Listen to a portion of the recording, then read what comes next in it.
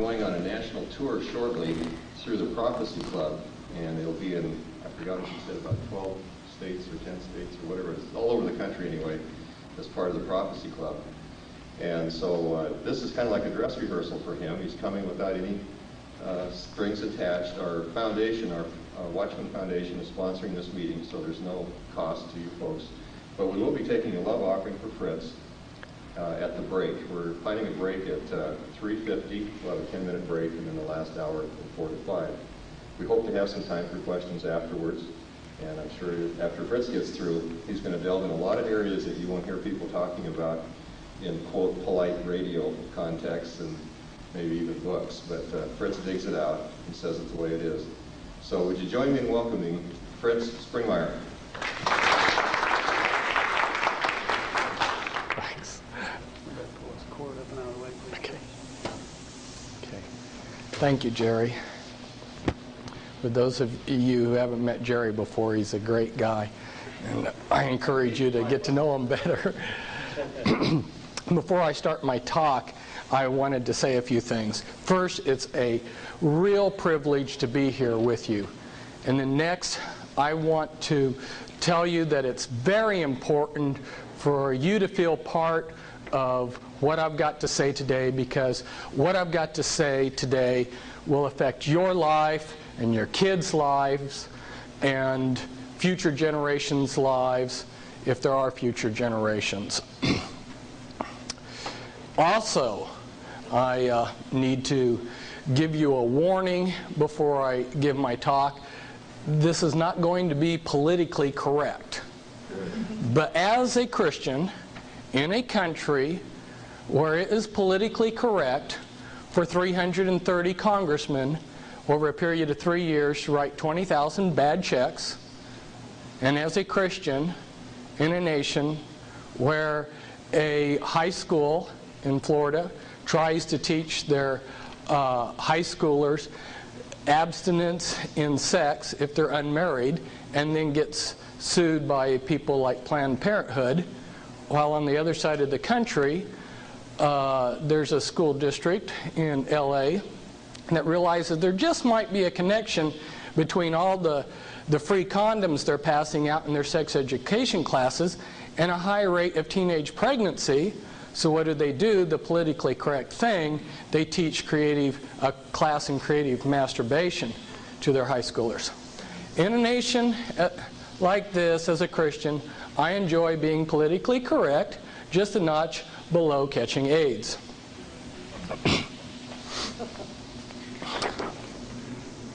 I need to give you one other warning, and that is, you need to find someone on break, probably, who you can talk with tomorrow. When I gave this talk one time before, the people, when I finished giving the talk, felt fine. And then as things sunk in the next morning, they were devastated. And they said, Fritz, you've got to tell your people to ahead of time that they need people to be a support person. So network with each other and trade phone numbers, because I won't be there tomorrow for you. And there's going to be a lot of devastating things said today. Now, we may have to dim the lights if we're going to pick up the colored pictures.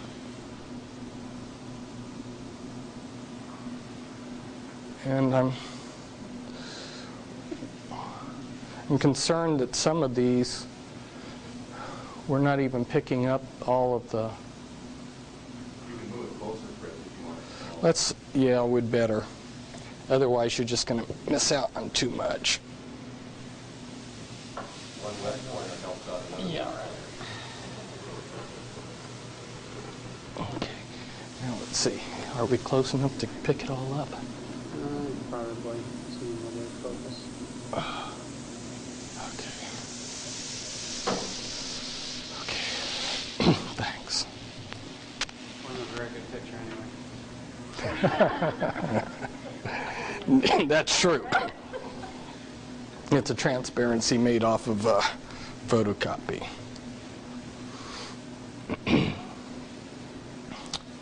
Hey, mister, what are your 4 answers? Yes, sir.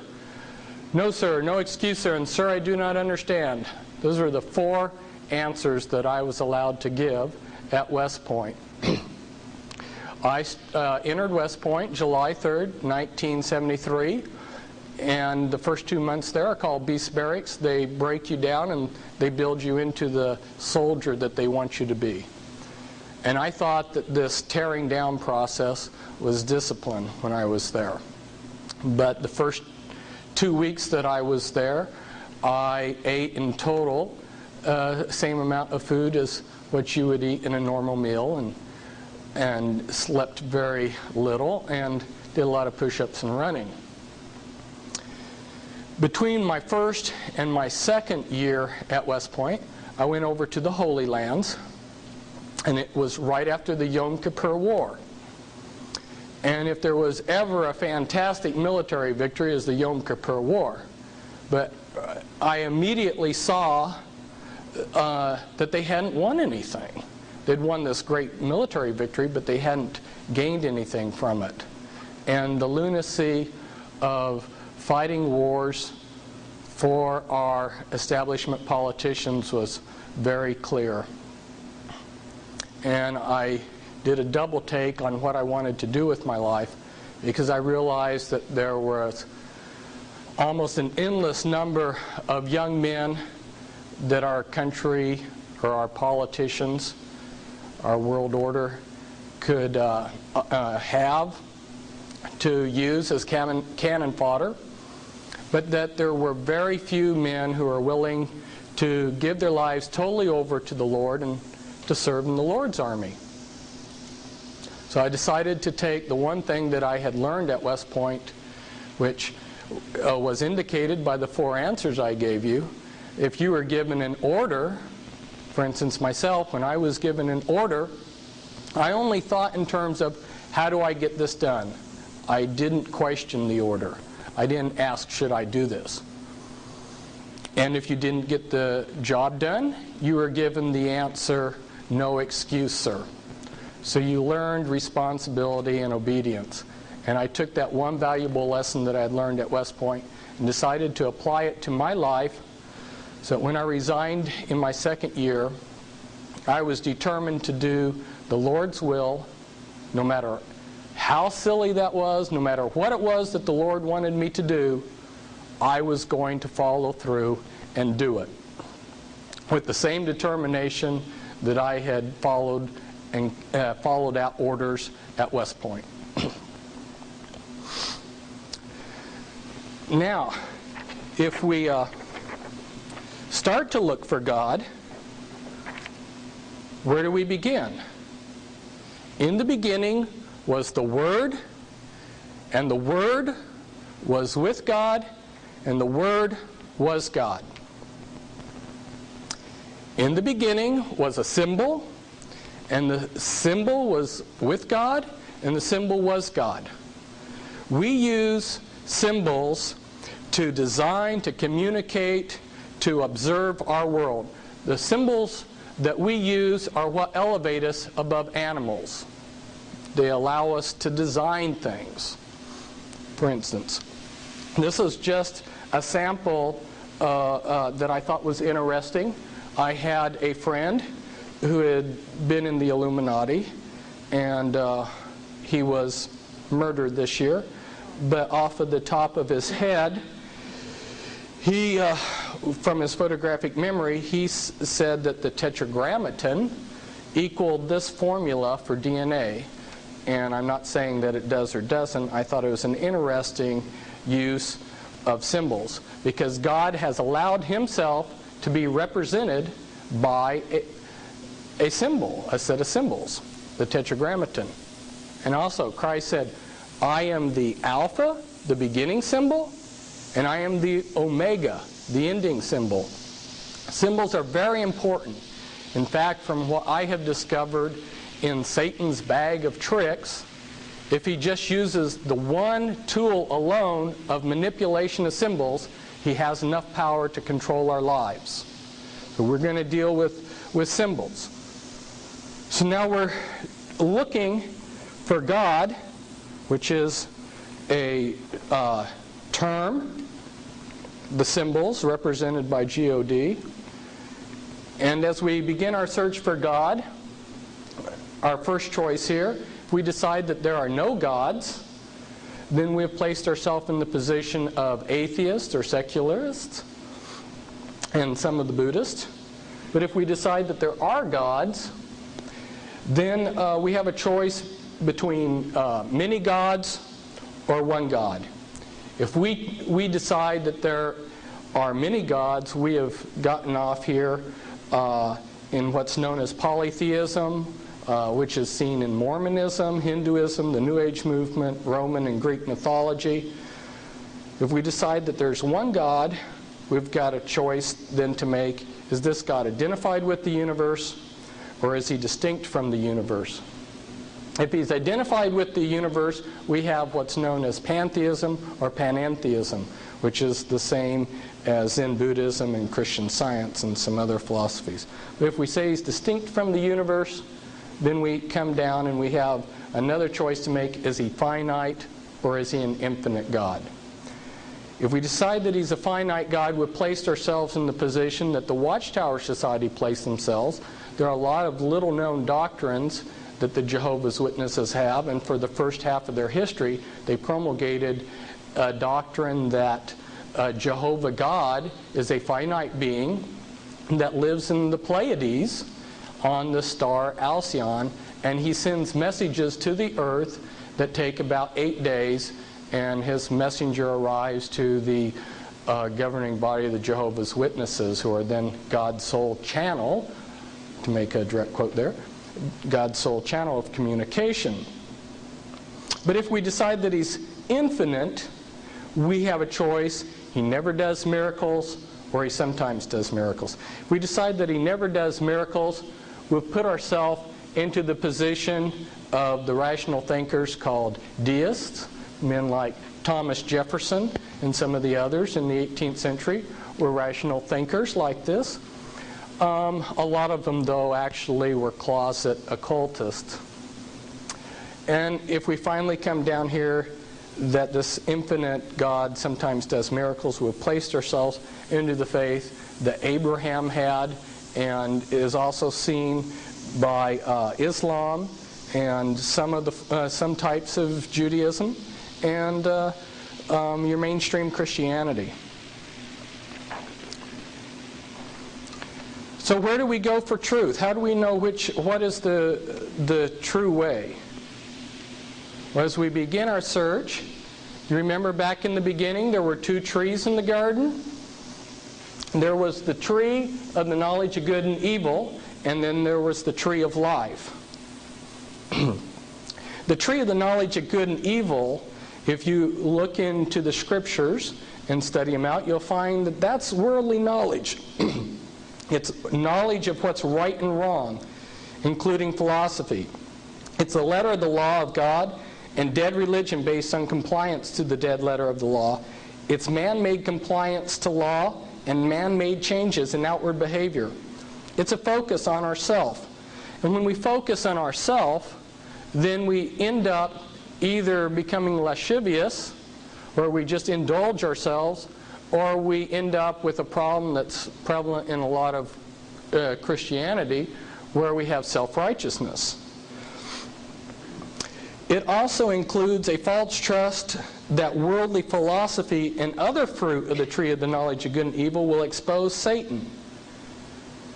This is one of the major problems today. The fruit of the tree of the knowledge of good and evil will not expose Satan, because Satan comes as an angel of light. And we'll get into that even deeper as we progress through this talk. This is what the scriptures call the flesh. It leads to death, not to mention also producing in the mind lasciviousness, double-mindedness, and pride in what one knows. It's the goodness of man, his vain attempts, and his pride in his achievements. It's very popular. It includes many of the man-made church agendas. But there was also another tree in the garden. That was the tree of life. And that includes a fear of God, peace, God-centered knowledge that is relevant to what God is doing, and therefore wisdom. It's the spirit of the law, living faith in a relationship with Yahweh God. It's a spirit-made changes in the hearts. It's a focus on Christ, the Spirit, and the Heavenly Father. It exposes Satan and his influences by correctly using the living Word of God written by the Spirit along with the guidance of the Spirit. It's what the Scriptures call the Spirit. And it leads to life, not to mention a renewed sound mind and humility to learn from the Master Teacher and from others. It's the goodness of God and also His glory for His achievements and wisdom. It's not very popular for a natural man doesn't understand the things of the Spirit. But we have a problem back there in the garden. What entered into the garden? Evil. And this is a problem that confronts all of us. Here we have a God that's omniscient, a God that's omnipotent, that is almighty and all-knowing, and yet something that this all-knowing, all-powerful God, that's wholly good, something that this wholly good God created contains evil. That's presented a lot of people a logic problem. And the philosophers in the 1940s were stumped by this problem. A lot of them started building their own philosophical systems. There happened to have been one particular gentleman, and he spent many decades building up a philosophical system and exposing all the illogic of religion. And then by the time the 1960s came, he realized that his system that he had created had the same problems with logic. And he looked around, and other philosophers were also discovering all of their systems had the same problems with logic that Christianity and other religions had. Well, a lot of times people go to their clergyman or to someone else that they look up to, and they ask for answers to this problem of evil. Why is there evil in the world? And they're given simplistic, insufficient answers. They're told, oh, just have faith. Or the clergyman says, oh, there's no contradiction. Or a very skillful apologist starts describing all the terms, omnipotent, omniscient, good, and he turns them into such vague terms that they become meaningless. Or maybe they just declare, we only see through a glass darkly. Okay, these insufficient answers leave many reasonable persons deeply disturbed by the absurdity of conventional belief in God. Some have decided that human life is self-defeating, tragic, and absurd.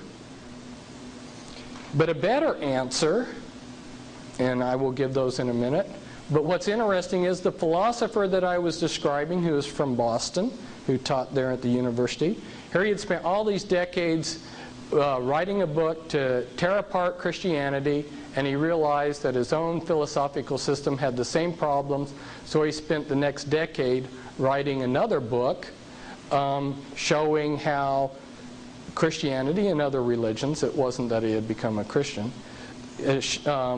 describing how actually they do have a lot of answers. So what are some of these better answers? To show people that every mathematical, scientific, and philosophical system has vagueness and contradictions within their principles. Philosophers cannot define and defend their own criteria of meaning without employing self-defeating arguments. All philosophy and mathematical systems have paradoxes when one pushes to get total clarity of terms. One has to either accept A, some vagueness of terms, or B, accept paradox with extremely clear terms. Common sense of human existence means we must accept the contradictions that accompany the complexity of the sense and nonsense of our spiritual environment. Somebody tells you that they love you, and then here they are squeezing the toothpaste from the middle. Now, if you had a computer program set up to define whether somebody loved you or not, you would never get the answer, because human relationships and human life can't be broken down into logic. There's a lot of nonsense in our life. The problem of evil is actually a sign that reveals that there are deep issues of life that must be plumbed, like a crack in the earth's crust that plunges out of sight. God can view evil in a different view because He is above time and knows that with His unlimited power, all things will work for good to them that love God. God has unlimited power to bring something good out of evil. Proof of this ability is found in the life, death, and resurrection of Christ. In other words, evil is not out of control. God has said, I'm fixing a point here in time that evil can start. And why did He allow evil to start? So that each one of us would have the choice to make whether we wanted to love Him or not. We're not robots. If we were programmed to love Him, it wouldn't be real love. But we have the choice to reject Him and do whatever we want with our life. So He set a point here, and He said, evil can exist from here to there. And then He's given us the life, death, and resurrection of Christ to show that any evil within that time period can be transformed to good, which He will do. And Lord willing, we will all see. In order to bring true love into human existence, God had to allow choice, which includes the choice of rejection and disobedience by His creation. After a period of allowing mankind to choose to love Him, God promises to destroy evil. Now you're asking, well, Fritz, we all know this. We all have to face this issue either on a conscious or a subconscious level. We all wrestle with the problem of why is there evil when God is so powerful and so good? Well, the reason why I'm telling you this is because it's very easy for somebody to come up here and expose evil and not give you hope. See, I was called to do three things. I was called to expose evil, to give hope, and call people back to the Word of God. That's my assignment. Okay, there's a lot of people in prophetic ministries that they're able to give real easy hope. Oh, just vote these crooks out of office. You know, if you don't really expose evil, you can give simplistic answers. But if you really expose evil, and how many people really plumb the depths of how evil this world is, then you've got a really hard task to try to give people hope. But that's what I'm trying to do. Because this is very important. That's why we're going over. Because given a chance, I'd destroy the foundation of practically everything you believed in. And I may today.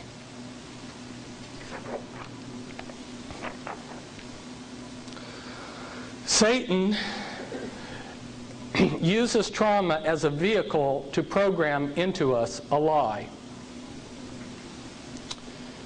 All of you know, as you've tried to go on the correct path, how rocky it is.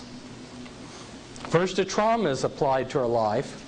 Then second, a lie is offered which, when accepted, alleviates or improves the pain of the trauma. And third, systems of lies are built to trap us within the confines of the lies we believe in. Well, this is very important. And it's a strange way that I discovered this. I have been deprogramming people that were mind-controlled victims of the Illuminati, which is, the Illuminati are generational satanic families. We will discuss them later on. What is generational Satanism? It means that these families have practiced human sacrificing Satanism. Excuse me. They've been practicing it for generation after generation, secretly. And as I was working on the mind control of these people, I began... the type of programming, the generic name for it, is called trauma-based mind control. I began to realize that the elements of mind control that they were using on these people were also being applied to the population in general. Maybe not as as a sophisticated package and in such an intense way, but they were still being applied. All of us receive trauma. And there's so many different ways that this could occur. Like here I give an example. A Christian's life is cut short by Satan. The lie that is offered the survivors is God owes every person a full, happy, prosperous 70 to 80-year life. God is then blamed. Why did God let this happen? The resulting bitterness opens up a door for a person to get into immorality, which further entraps the person. The reality is, if God gave us what we deserved in our weak, sinful nature, none of us would be alive because mankind is in rebellion to God, their Creator. People need to focus on what we have received from God, not what we haven't received. To focus on what wasn't given rather than the great gifts that have been given is ungratefulness. Therefore, when a trauma is applied to our life, we can use that trauma to program a lie into our life, or we can grow spiritually by seeing the deeper spiritual realities that the trauma is trying to teach us. For instance, if we're in a marriage, the problems that we receive can either draw us together or split us apart. The couple will either see the deeper spiritual realities and bond, or they will attach themselves to the lies that Satan provides to alleviate the pain. Another example of how this is happening, so you get a better idea. Let's picture ourselves in India many thousands of years ago, and a trauma is applied to our country. Then the lie that is given is if you worship this phallus symbol, this stone statue here, that will alleviate your pain. So they do, but the catch is since there's a demonic aspect to all of this, that there is some relief from the pain. And that's the lie. So then people grab a hold of the lie. Well, I received some relief from this trauma by worshiping this phallus symbol here. So then that is, Satan does a series of things that locks that in as a tradition of those people. And then the lie is locked in. The people are trapped in the lie. This is all used in mind control programming on a micro scale, on a single individual.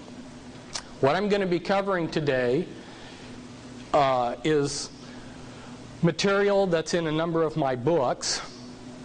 First, we're going to go over material that is in an 800-page reference book I wrote back in 1991, Be Wise as Serpents, which shows how this all connects on the physical level.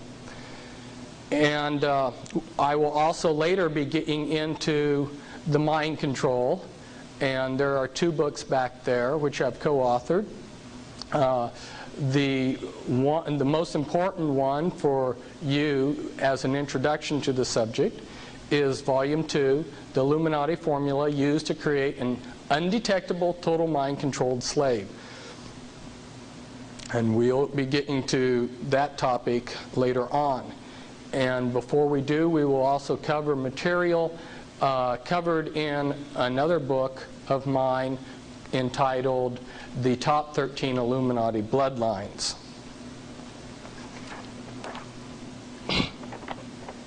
This is just saying again what I had previously said, that Christ's life is proof that God has the ability to turn evil into good. Suffering is used to take our eyes off of trivial things to see deeper eternal realities.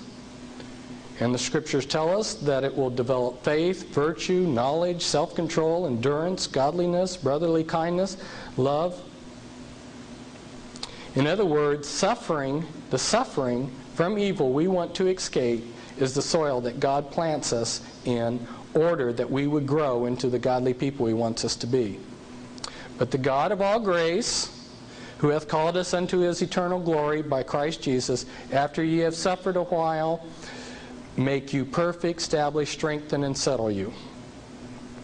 And then that will also confirm through our suffering that we are a special royal people.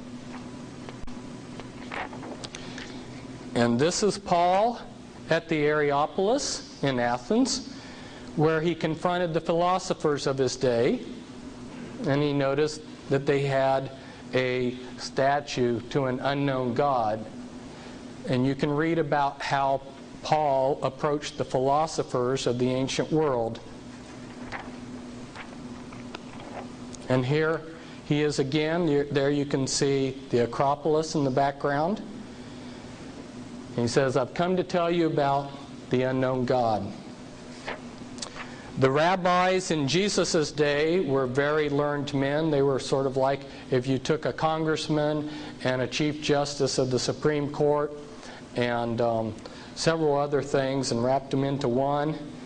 And a very learned scholar of the day, a rabbi, Nicodemus, came to Christ and he said, born again? How can I be born again when I'm old?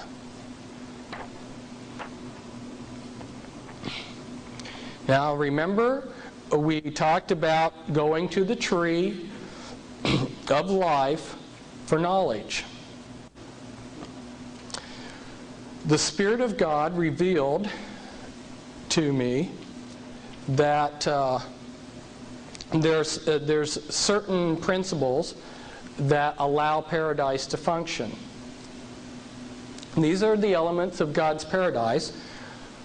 Before we study the counterfeit, we're studying the real.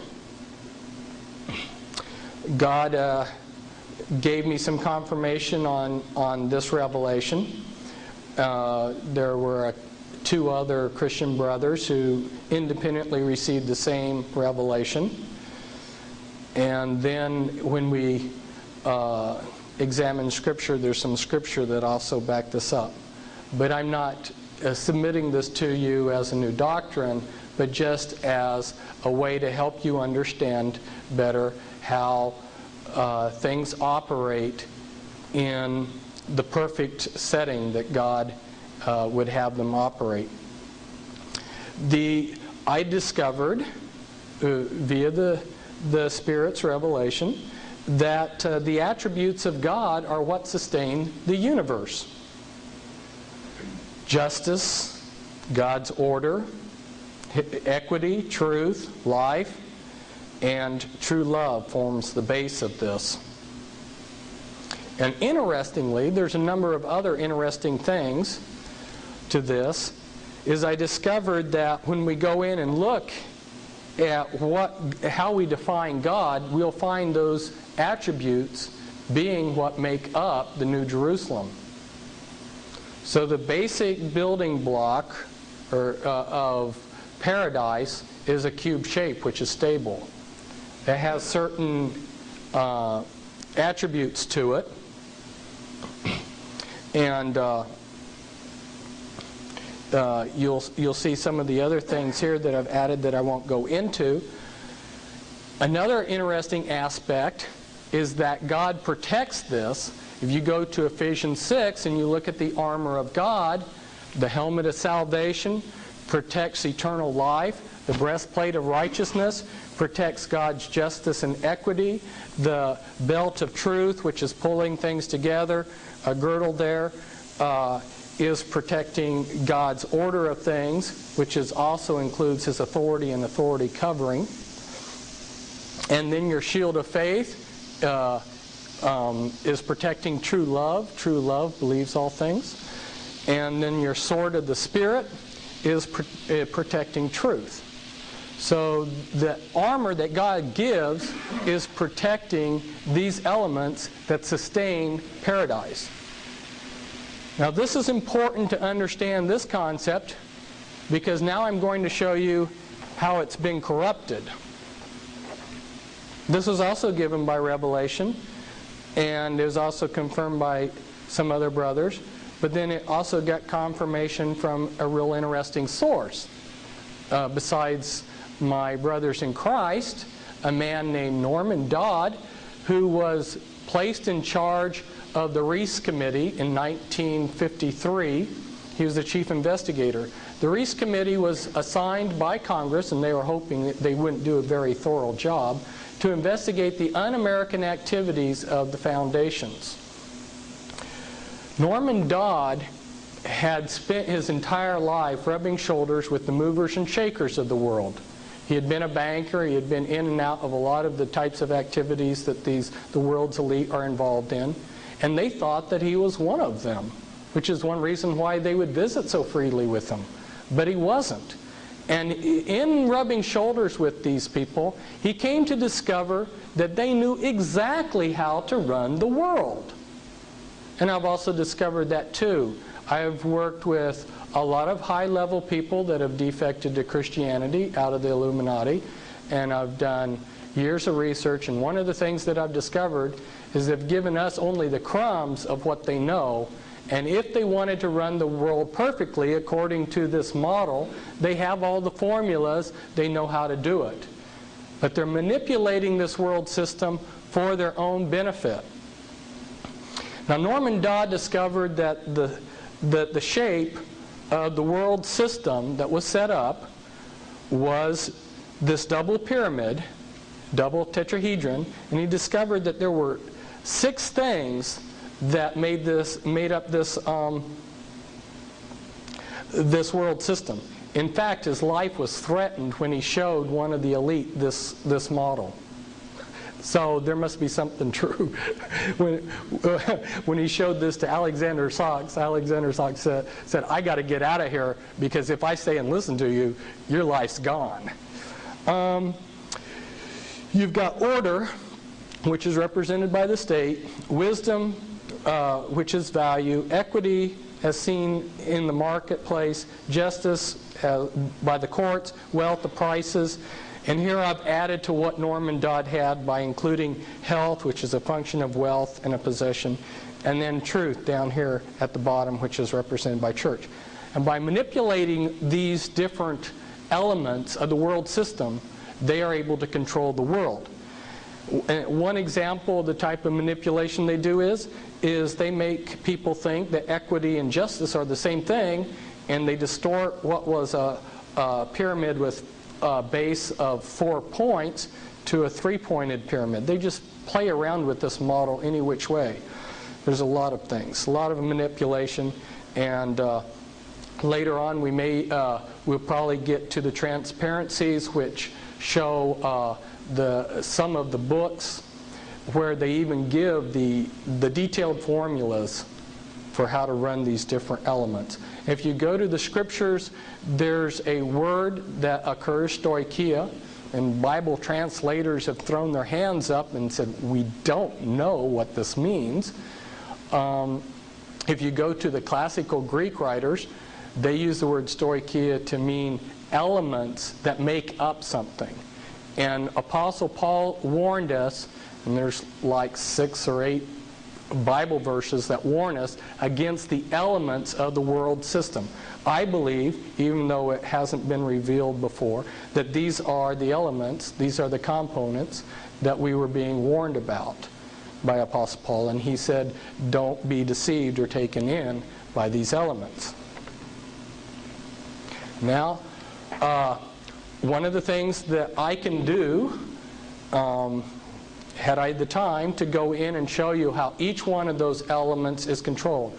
We will touch briefly on those different elements, and I will give you, as quick as I can, in a short period as I have, a thumbnail sketch so you can understand how each of those elements is controlled. This was something that I came out with in my Be Wise as Serpents book. I'll not go into this particular chart this time, but I'm just showing you this real quickly to show you that there is a whole scheme of things on how to control the church. But this is what I really want to go into. This is maybe one of the most important things that I'll be able to share with you, and you have it in your handout. If we go back to the Garden of Eden, when evil or Satan came into the garden, he said that the fruit of this tree of the knowledge of good and evil would give them salvation. That's salvation through knowledge. That's Gnosticism. Okay? Now they began to realize that knowledge is power. But of course, you don't want to give all your power away instantaneously. If you want control over someone, you give it out in increments. So how Satan sets things up is the first element is to say, I have secret hidden knowledge. And you have instantly given yourself an instant power base. Now everybody's got to come to you because you have this hidden knowledge, right? And I'll cover 3 words here. If you go in and look at witchcraft or any of these others, they'll use the words esoteric, arcane, and occult. Those 3 words, esoteric, arcane, and occult, mean exactly the same thing. They mean hidden.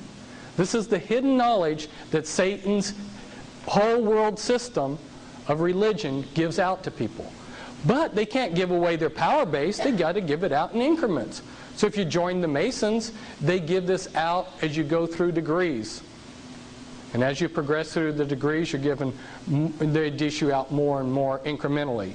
Or if you're a Jehovah's Witness, you have to stay in touch with God's sole channel of communication, the Watchtower Society, and their magazines. And they dole out in increments this revelation knowledge to you over a period of time.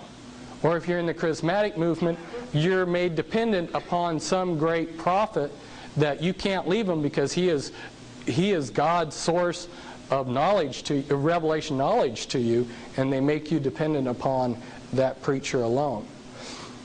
So the first component was hidden knowledge. The second component of how Satan sets up a Gnostic religion is to hand out this knowledge in increments. And the third component is to set it up in a pyramid shape like this. You cannot get the commitment from the broad masses that you could from a few select initiates. So they will have a group of initiates who are a higher class, and they'll have almost basically one religion for them, and then they'll have another religion for the broad masses. What you're looking at is the clergy class, for instance, of the Catholic Church and the laity. Okay, if you go to the Jehovah's Witnesses, you would see that they have a governing body as their cover ruling body up here. They have an initiate class, which is called the anointed, who are promised heaven. And then you have the great crowd, who are promised paradise on earth. And the same pattern is repeated many, many times over. And I'll show you some of the groups that do this. Now you take, for instance, within the Jehovah's Witnesses, there and many of these other groups, I've discovered that the key men are Satanists. And they have a cover ruling body that hides them.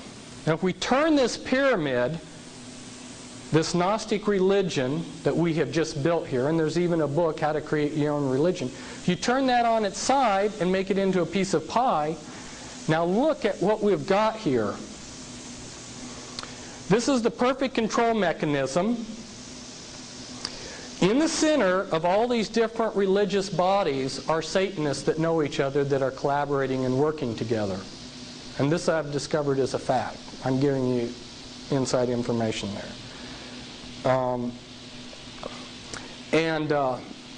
Then surrounding them are the visible ruling bodies of these religious bodies.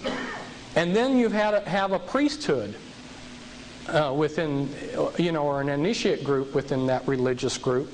And then you have your broad masses out here.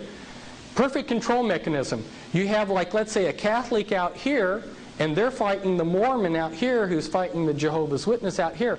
And the people on the outer fringes are all divided and fighting each other. They never rebel against the middle. If they would ever rebel against the middle, what's protecting the actual movers and shakers? The priesthood. Now some of the priesthood are actually committed, they're actually believers in what they're doing, and some of them are just corrupt. That's the way they make a living. But at any rate, they act as a buffer to protect the ruling body there.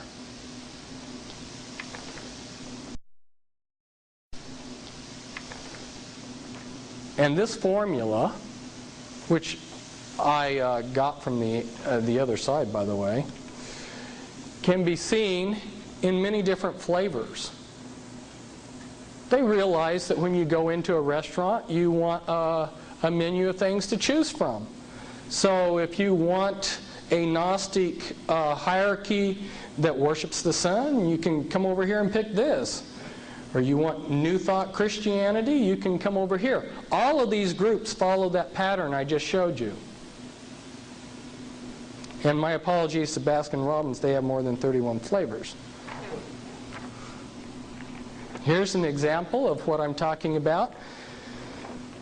Now, if you think back on your pie-shaped diagram that you got in your handout, the walls between the different pies are artificial barriers, and they can pull those out anytime they want to.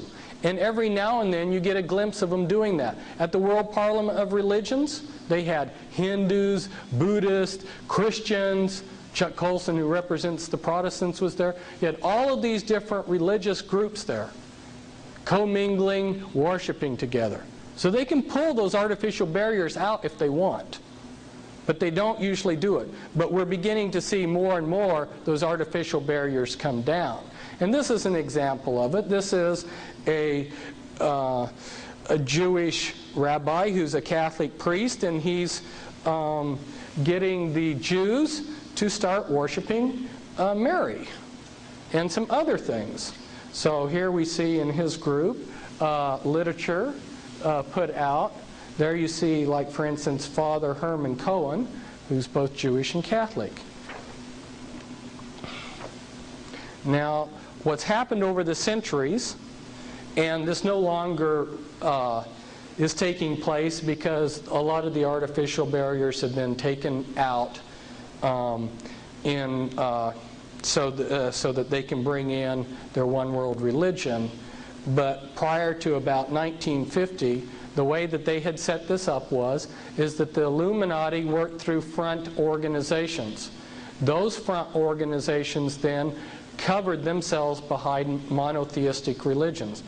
So behind Protestantism, you had Freemasonry pulling strings. Behind Roman Catholicism, you had Jesuits. And behind your Jewish community, you had your Sabbatians, your Frankists, communists. Behind Islam, you had Sufis. How many people knew that Colonel Gaddafi was a Sufi? Does that make a little bit more sense why you see a Freemason in the CIA maybe collaborating with Colonel Gaddafi?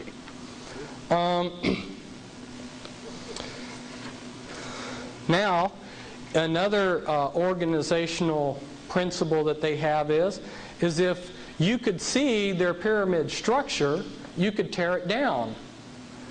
So there's the spins principle. Marilyn Ferguson brought this out in the book that she's credited for writing. The spin principle is segmented polycentric integrated networks, where you set in motion, sort of like a series of tops, a whole bunch of different groups that are all spinning in the same direction. Then if the opposition comes, all they see is this one group. They can take it down, but they don't take down the whole network. And this is just New Age teaching institutions. But this is another example of some more New Age groups.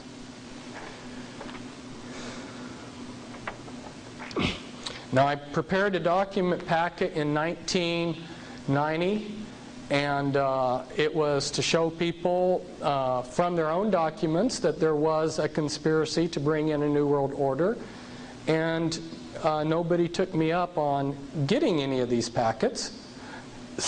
So then I put it into my 800-page reference book, Be Wise as Serpents, and hopefully now in 6 years things are changed enough that people will be able to appreciate the documents I'm going to show you. These are very important because a lot of the people in the audience have never seen documents from the horse's mouth, so to speak, as to what they are really doing. Now here we see a book. This is just simply the cover to show you that there are disenchanted men that are warning that we're ruled by an invisible government. And another disenchanted man who worked with the CIA warns that the CIA and its allies are in control of the world.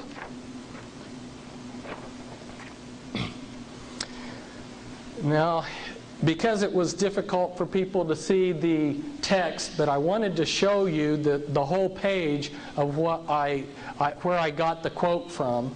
I have pulled the quote up and enlarged it over here to the side. Now, this was written by Manly P. Hall. Manly P. Hall was both a Grand Master within Freemasonry, and he was a Grand Master in the Illuminati. And he says, all of sincere heart will find consolation in the conviction that powers beyond and above human corruption continue to administer the destiny of the globe. It would be a mistake to confuse the governing bodies with the various sects which pretend to authority but give no indication or proof that they can manage efficiently even their own affairs.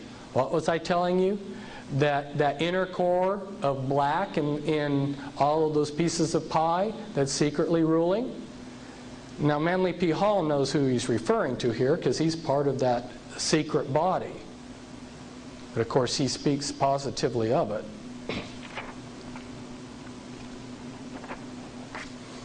And here's a picture of Manly P. Hall, and this is the Scottish Rite Journal in November 90. And it says, the illustrious Manly Palmer Hall, often called Freemasonry's greatest philosopher. I'm showing you that so that you can see that the documents I'm going to show you come from the very highest people within Freemasonry and some of these other organizations. This is probably hard for you to read.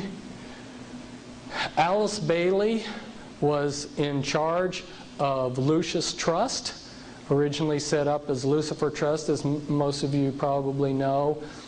And she worked for the Department of Health, Education, and Welfare in 1957. She created the goals for education that are being implemented today in our schools. The America 2000 goals, Millennium 2000, these goals that are being brought in.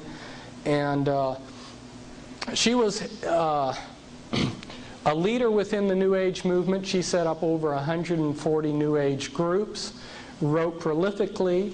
In her book, The Externalization of the Hierarchy, she spells out in detail how they're going to bring in the New World Order. It is amazing the things you will read in there, including telling us who's going to rule on the physical level and who's going to rule on the spiritual level in this New World Order.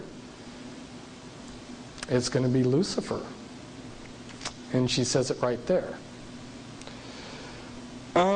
She writes, when the new universal religion has sway and the nature of esotericism is understood, will be the utilization of the banded esoteric organisms, the Masonic organism and the church organism as initiating centers. These three groups converge as their inner sanctuaries are approached. There is no disassociation between the one universal church, the sacred inner lodge of all true Masons, and the innermost circles of the esoteric societies. In other words, she's saying that Freemasonry is going to be the religion in the New World Order, or the New Age, as she refers to it variously in different parts of her book. Interestingly enough, other New Age leaders say the same thing. Benjamin Creme, who you have heard about, he says that Freemasonry is going to be the religion, the one world religion in the New World Order. Lola Davis, another New Age leader, says the same thing. And here Alice Bailey, again on another page in Externalization of the Hierarchy, says, there is no question, therefore, that the work to be done in familiarizing the general public with the nature of the mysteries is of paramount importance at this time. These mysteries will be restored to outer expression through the medium of the church and the Masonic fraternity. If those groups leave off being organisms with material purpose and become organisms with living objectives, When the Great One comes with his disciples and initiates, we shall have, after a period of intensive work on the physical plane, beginning around the year 1940, the restoration of the mysteries in their exoteric presentation as a consequence of this first initiation. In other words, they're going to restore the mystery religions of Babylon. And if you look at what's been happening in the churches and in the schools, you will find that that's true. The concept of externalization of the hierarchy is that we're going to take what was done in secret in the lodges, in the secret fraternal organizations, and we're going to externalize it out into society. This was something that, this was a program in a Portland public school where my wife teaches. And instead of Christmas programs for the last 15 years, they've had winter solstice celebrations, which is an occult celebration. And this celebration a few years ago was celebrating Lucifer, the light bearer. And this was the program for it.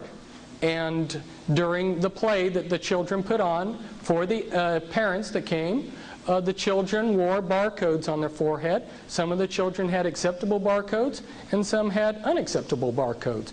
And then they did occult rituals. This is what's replaced Christmas in the public school.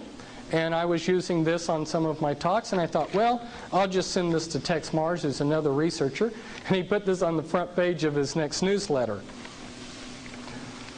Externalization of the hierarchy. It's all around me, wherever I go. And these are some of my dog and pony show, because when I go out to get fast food, and I go to one fast food place, and here's a wizard with an owl, which is Lilith, and his energy ball. He's throwing an energy ball here.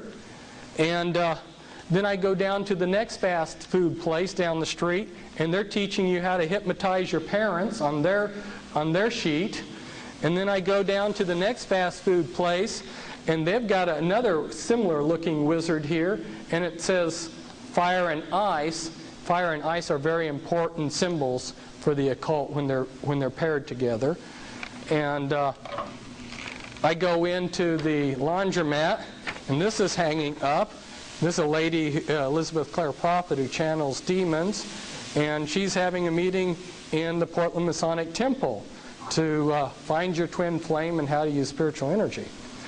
And then I go to the public library, and they're passing these out free. It's Metaphysics for Our Age. If you don't know what metaphysics is, that's witchcraft. And right there in Multnomah County, which is Portland, on the front of their books, on some of them, if you look at the library logo, it's a snake swallowing its tail. Well, if you'll look in Manly P. Hall's book on page 100, The Secret Teachings of All Ages, you'll find that that's an Illuminati symbol. In fact, they even use the word Illumo there on their seal of Multnomah County Library. On page 100, which is C in his book, he says that a silver ring of a snake swallowing its tail is a symbol of rank within the Illuminati. When I met the Grand Master for the Illuminati for a 3-state area, guess what he was wearing on his hand? It was a silver ring of a snake swallowing its tail. I tell you that for several reasons. One is that ring was a symbol of rank within the mystery religions. The Illuminati is simply the continuation of the mystery religions that we are now talking about, and you're seeing documentation about by people by Alice Bailey. When she's talking about restoring the mysteries, she's talking about restoring the mystery religions. And here she says, by means of the educational work of the world, the great Lord seeks to reach those of the intelligent public who cannot be reached by means of ceremonial and symbolism as in Masonry, or by religious means and ritual as in the church. It touches the masses and those in whom an intelligent aspect predominates to the lessening of the other two aspects. In other words, we're going to try to teach them the truth, the mystery religion truth, in the fraternal organizations. But not everybody goes to a fraternity like the Masonic Lodge. So then we'll try to get them in the churches. But not everybody goes to the churches. So our safety net is education. And I just threw this in because this was something put out by a group called Triangles, which Lucis Trust formed. Lucis Trust happens, by the way, to be one of the publishing arms of the United Nations. And it's located there on United Nations Plaza. And they've got offices in Switzerland and England, London, England, and New York, which are elite headquarters, as you know. And of course, their triangle groups are in, as you see, 110 countries from this letter. And this next document, this is the cover of the official magazine of the Supreme Council, the 33rd degree of the Freemasons, and it's been called the New Age magazine for over 100 years. And in the 70s and 80s, the Christians were still debating whether there was a New Age movement, and the Freemasons had been carrying out, promoting the New Age movement for 100 years. And inside this particular cover, I pulled out a page, and guess what it says here? As stated before, God's plan in America is a non-sectarian plan. Our Constitution is non-sectarian. Our great American public schools, God's chosen schools, are non-sectarian. The great spirit behind this great nation is non-sectarian. Our great American public schools have never taken away from any child the freedom of will, freedom of spirit, or freedom of mind. That is the divine reason that great God, our King, has chosen the great American public schools to pave the way for the new race, the new religion, and the new civilization that is taking place in America. Any mother, father, or guardian who is responsible for the taking away of freedom of mind, freedom of will, or freedom of spirit is the lowest criminal on this earth, because they take away from that child the God-given right to become a part of God's great plan in America for the dawn of the new age of the world. Shame on you, Christian parents, for sending your children to a Christian school. You're the lowest criminal. And that was back in the 50s. And back in 1920s, the Ku Klux Klan and the Masonic lodges in Oregon carried out the first of a whole series of acts designed to destroy the Christian schools.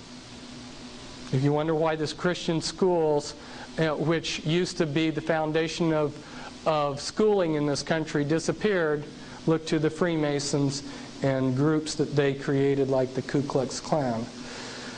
This is again from Manly P. Hall's book, another of his books, America's Assignment with Destiny. He's got several where he spells out very plainly in esoteric language what's going to happen. He says, the genuine esoteric associations always required that disciples prepare themselves for careers of practical service. The student was expected to attain to a state of unusual skill or proficiency in some branch of learning. He was then to practice this profession or craft as a means of extending his sphere of constructive influence.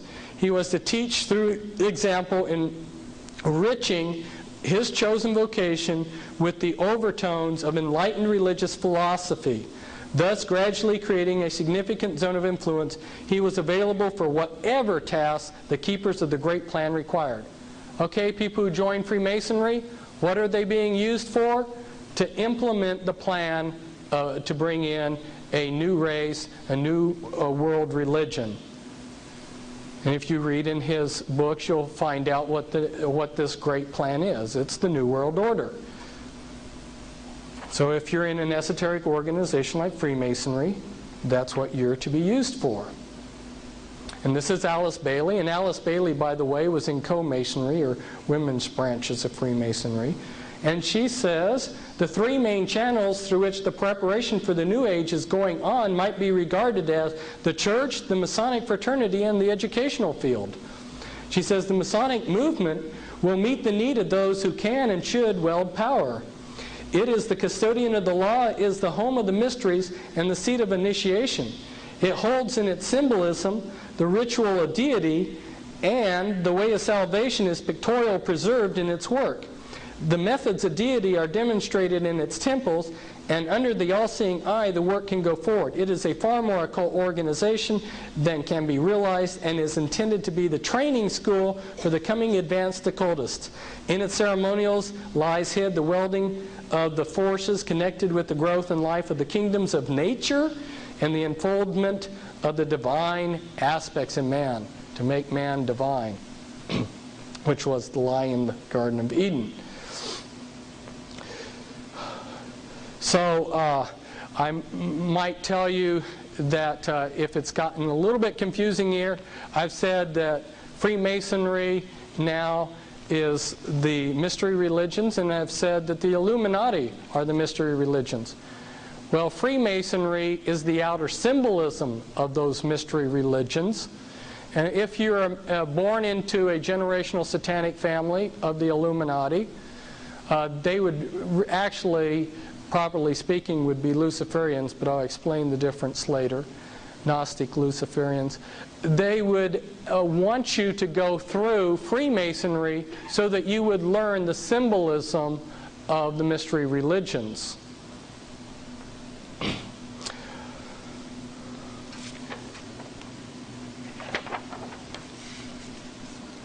And this is Albert Pike. Albert Pike was he's been called the Pope of Freemasonry. He was the head of all of Freemasonry in his day. And he wrote Morals and Dogma, which when you get to be a 32nd degree Freemason, you are given a Morals and Dogma book, which belongs to the lodge, and then asked to study it. And he says in here, in Morals and Dogma, he says, though Masonry is identical with the ancient mysteries. What are the first two things that happen when you join Freemasonry? Two things. One is, the first thing is you fill out a form that says requesting to be initiated into the mysteries. If you read any of the top Masonic authors, like Manly P. Hall and some of these others that I'm going to be quoting from, they will tell you that the mysteries of Freemasonry are the mysteries of the mystery religions of Babylon. That's what you're being initiated into. So that's the first thing that you do, is request to be initiated into those mysteries. The second thing is you go through a ritual where they give you an oath that you'll ever conceal the activities and what they teach you in the lodge, to ever conceal.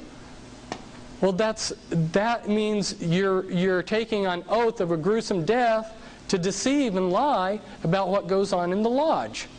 And people ask me, well, and I've been asked this probably, no exaggeration, 100 times, when do people know that there's something wrong with Freemasonry? Well, the first two things you do ought to raise red flags. But I will agree with people that you can stumble through 32 degrees of this stuff, and like a lot of people, they don't have their eyes open, and you could stumble through, and maybe after 32 degrees of this, you still don't know what you're involved in. That's possible.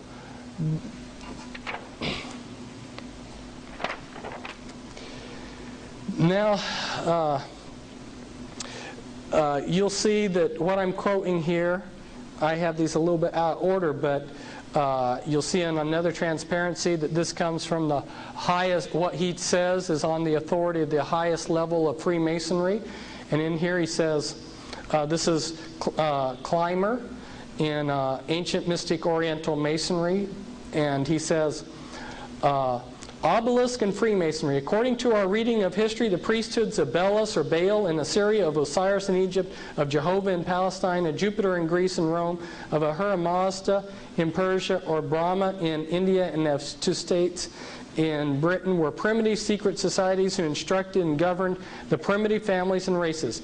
It little matters whether we call the members of those priesthoods Baalites, Pastophori, Levites, Curites, Magi, Brahmins, Druids. They were connected by secret ties and intercommunicated from the Indus to the Tiber, from the Nile to the Thames. Hence, there ever has been, is, and ever will be Freemasonry on our planet. There were many mystery religions in the ancient world. Each of those mystery religions, if you go back to your pie-shaped diagram, had a secret ruling body. Those secret ruling bodies collaborated. There was a governing body that governed all of the mystery religions. That's what he's talking about here. Okay, and I have some of the codes or the keys to unravel that worldwide unity that existed long ago. This is H. Spencer Lewis. In his book, Rosicrucian Questions and Answers, he says, I have to move this around so I can see it because this bright light's in my eyes, but he goes, everyone with common sense will appreciate the fact that a book claiming to be a complete presentation of the secret teachings and secret ritual of the Freemasons would be unworthy of purchase at any price, for one would know instinctively that the contents of the book could not possibly fulfill the claim made by the title. The same may be said of books dealing with the subject of Rosicrucian philosophy. The things that I'm telling you about, if you ask a Freemason, they're not going to confirm them. They're not going to validate them. And this, on the previous book that you saw by Clymer, I have this in here because he says, I quote from the highest Masonic authorities in the world, and that which concerns mystic Masonry comes direct from who knows and who has no superior in this work. So I'm giving you information from the top in case you doubt these authorities. This is simply showing us, again, in the same book, that Masonry was founded on the ancient wisdom religions, and when founded was not known as Masonry. It was known as mystery religion. And this quote by the same man in the same book, Ancient Mystic Oriental Masonry, the religion then of Masonry is pure theism, on which it, that's good enough. And by the way, Clymer's quote there, as another one of the previous quotes, was from Mackey's, one of Mackey's works. And so you have two high-level Masonic authorities, both validating the same thing in this quote.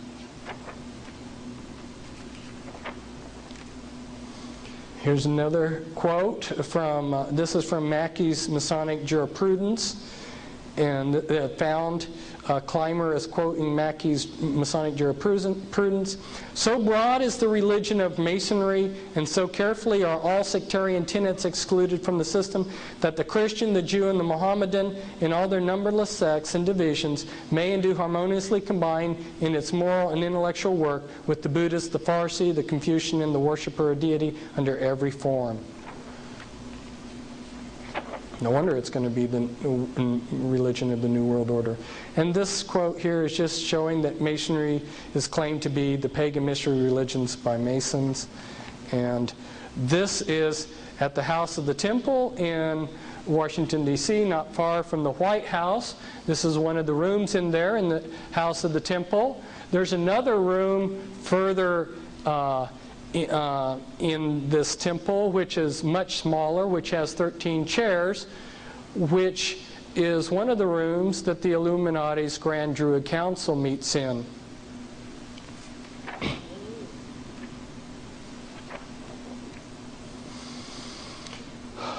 This is from the New Age magazine, the official organ of the Supreme Council of the 33rd degree of the Scottish Rite. And it says, has Freemasonry then a spiritual conception only? Is its objective the solidifying into a beautiful utopia the wonderful infinity of the first cause and the kaleidoscope finiteness of its mortal human creatures? Is its mission solely directed to the establishment of the long heralded and hoped for kingdom of the brotherhood of man? You know, when I wrote a book back in 1990 showing the connections between the Watchtower Society and the occult world, it's a book is back there for you to look at, The Watchtower and the Masons. The man who was in charge of me, I was a Christian missionary at the time, he said, I don't think too much of your book because it speaks despairingly of the Freemasons. And all the Freemasons are is a group of old men that like to play cards. And I thought to myself, and that's why they spend millions of dollars on these temples all over, is so they can play cards. Here's the Denver International Airport, and on this, here you've got the sun coming down on the thing, and it says New World Airport Commission.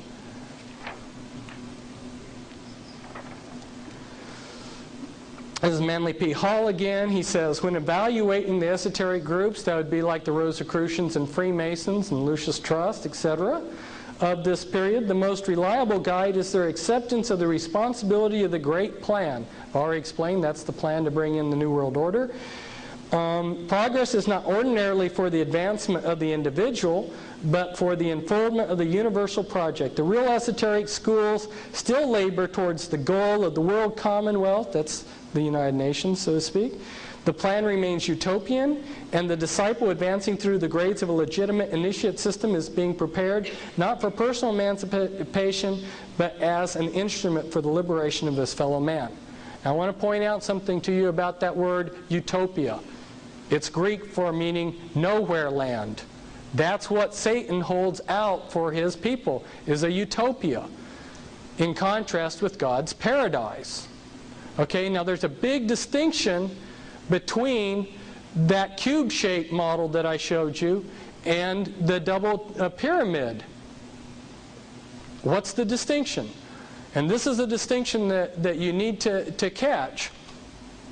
When they started this country, most of the men that founded this country were Freemasons.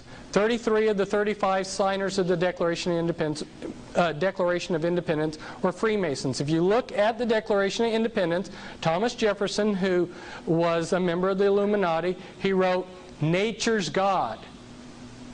You know, he talks about nature's God. What kind of God did Thomas Jefferson believe in? He believed in the type of God that these people who worship nature, your Wiccans, believe in. And that's what he was referring to.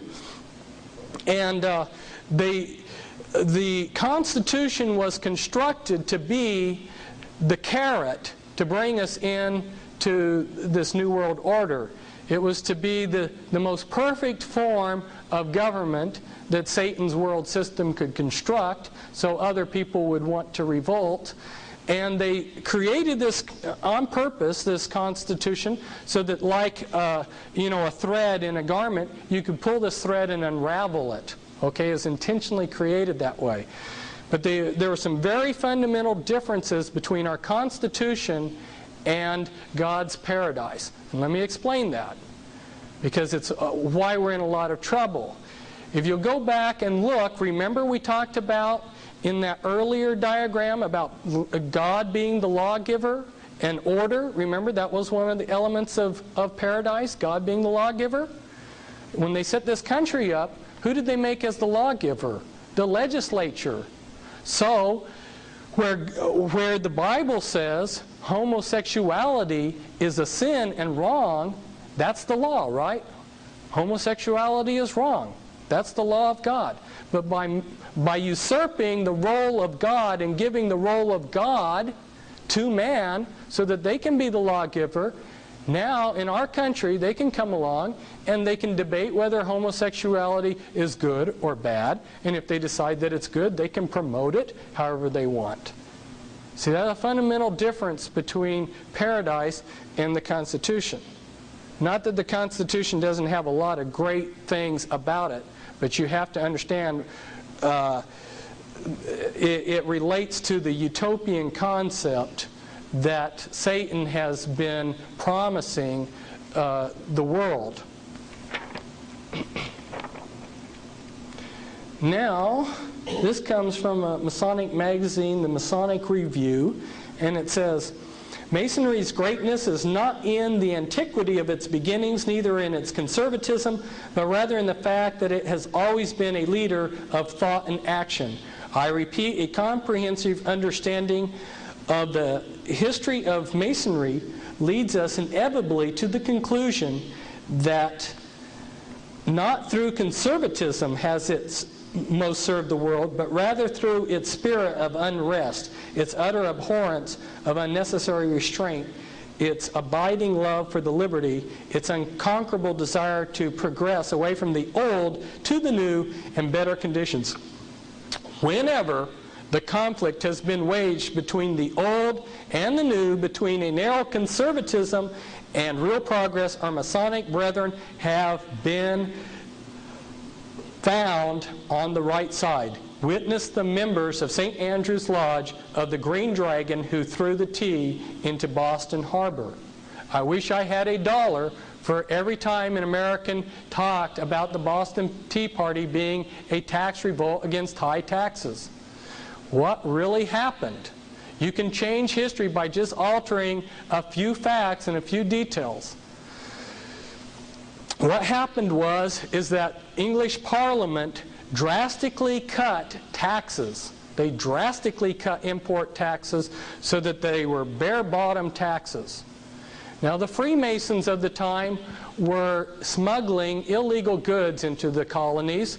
They were smuggling a lot of opium in the bottom of ships, and they were also smuggling other goods like tea. When import taxes on legitimate tea were cut drastically, it meant that their illegal tea no longer was profitable, and they were going to lose out on their smuggling. So when these Masons got together for their lodge meeting at this Green Dragon Inn, and I want you to remember that name, Green Dragon, for later, they decided, and you can see it in the minutes of their lodge meeting, they closed the lodge meeting immediately and then discussed how they would form this Boston Tea Party. And they dressed up as Indians, and their Masonic lodge went down and did a criminal act, and there happened to be this captain who was just in the wrong place at the wrong time, and they took millions of dollars of his cargo and dumped it into the harbor. And since that time, history has been warped a little bit, and people see that as a great patriotic act. And here in my Be Wise as Serpents book is one of the diagrams that I put together showing Masonic lodges during the American Revolutionary War period. And I could talk for a week about how the Freemasons created the American Revolutionary War for the Illuminati, and how it was actually won, and a lot of the secret things about it, but we don't have time to go into that. And this is again from Morals and Dogma by Albert Pike. This is again, as I said, given to 32 degree Scottish Rite Freemasons. And he says, the blue degrees are but the outer core or portico of the temple. Part of the symbols are displayed there to the initiate, but he is intentionally led by false interpretations. It is not intended that he shall understand them, but it is intended that he shall imagine he understands them. Their true explication is reserved for the adepts. It is well enough for the mass of those called Masons to imagine that all is contained in the blue degrees, and whoso attempts to undeceive them will labor in vain and without any true reward violate his obligations as an adept. You see the G in the square and compass on the lodge. Well, to the public, they're told that stands for G. That G stands for God. You join and they tell you it stands for Gnosticism. Well, remember, as you move up, you're given more light.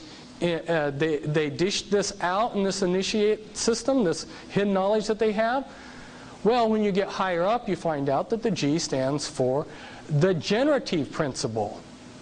And that's why later on, you'll see very shortly, that the Masons wear a lambskin. They're protected by the lamb, just like Christians are protected by the blood of the lamb. They cover their God.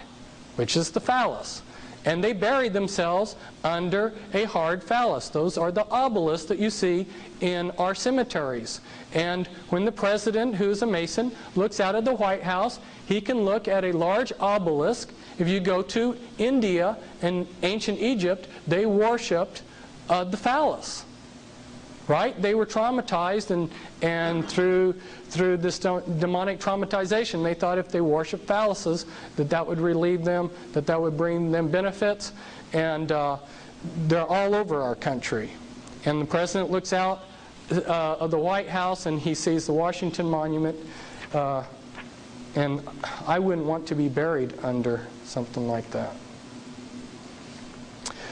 Here we see another high-ranking Freemason in his book, The Spirit of Masonry. He says, little as it may be realized by the unthinking Mason, who is interested only in the outer aspects of the craft work, the whole fabric of Masonry may be regarded as an externalization of that inner spiritual group whose members down the ages have been the custodians of the plan, and as those to whom has been committed the workings out of the will of God for the race of men. They assist at the unfolding of the consciousness of the candidate until the time comes when he can enter into the light and in his turn become a light bearer, one of the Illuminati who can assist the lodge on high in bringing humanity to light. So if you're good enough, and of course they don't tell you that you have to have the right bloodline too, but if you're one of the chosen ones and you go through Freemasonry and you're good enough, you can become an enlightened one, a God one who's part of the Illuminati. But as you've seen in this document and the previous one, most Masons are deceived. They don't realize what the overall plan is. And why is that? Remember, going back to the pie-shaped diagram, the pyramid, remember that Freemasonry was just another Gnostic religion? Remember, you've got your broad masses? Well, most of the people that join Freemasonry only go to the first 3 degrees, about 75–80%. They go to what's called the Blue Lodge. That's your broad masses. They're taught one thing. But you can get some people to be more committed. That's your initiate group, right? So those are the people that go on to the Red Lodge. And then you've got your cover ruling body, which is your Supreme Council. And then within that Supreme Council, you've got some actual die-hard Satanists. You catch on to that pattern, you'll see that it repeated many times in Satan's world system. And here's the New Age magazine says, what's the use of building up an organization like Masonry has built up, and inspiring men as Masonry has inspired them, and then leaving the whole stand idle and useless at a time when our country needs just what Masonry can give it. Let's use this great machine. So some people have told me, yeah, Masonry may have those goals, but so what? Well, are they going to do it? Yes. Masonry also has a mission to perform. She invites all men of all religions to enlist under her banners and to war against evil, ignorance, and wrong. And that's by Albert Pike's Morals and Dogma.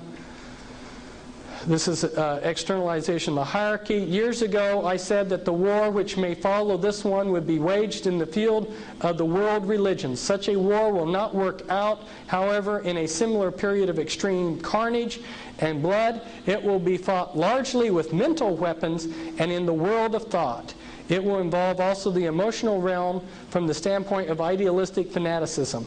This inherent fanaticism, found ever in reactionary groups like Christians, will fight against the appearance of the coming world religion and the spread of esotericism.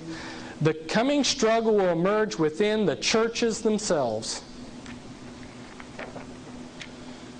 And again, she tells us that the outline of this universal church shall appear by the end of the 20th century.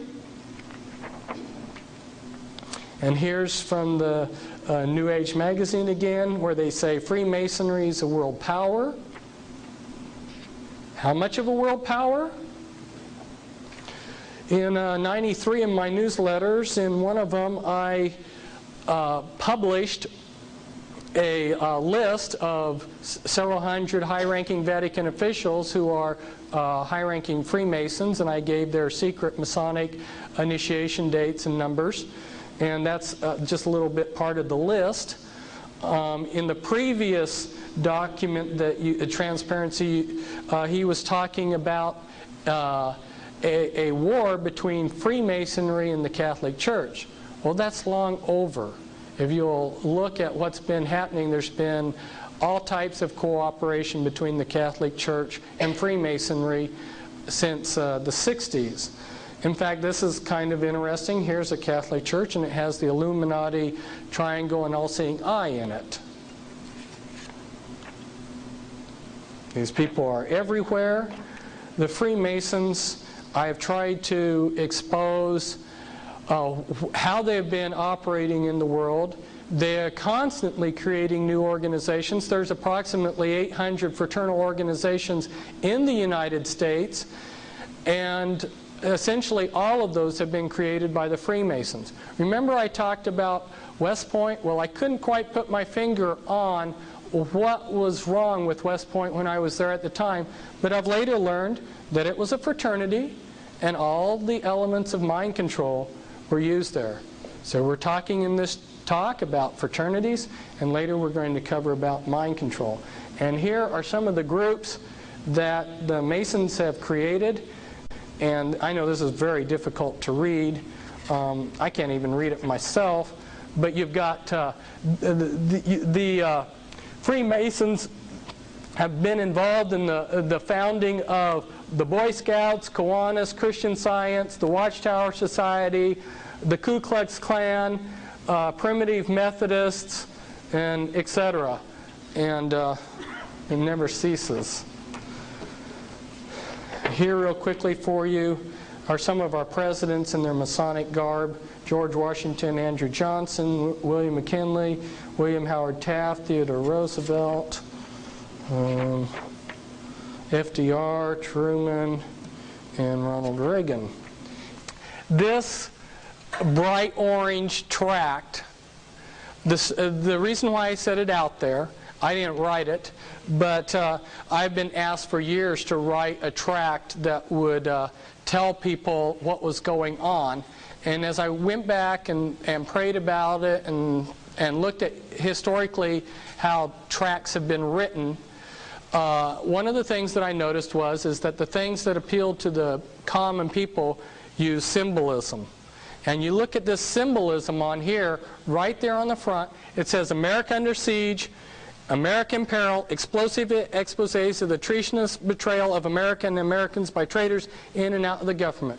Boy, boom, you've been told a whole mouthful right there real quick. And so I thought this tract was really good, and I went down to downtown Portland and passed out several hundred.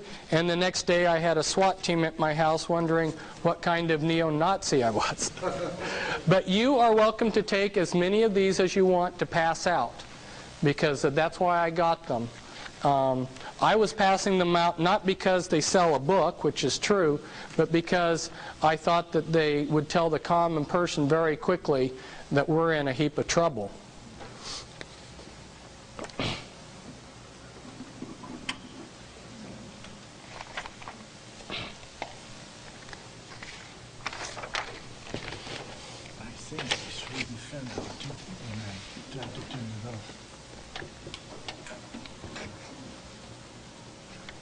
I think that's it. No, it's working. Oh, okay.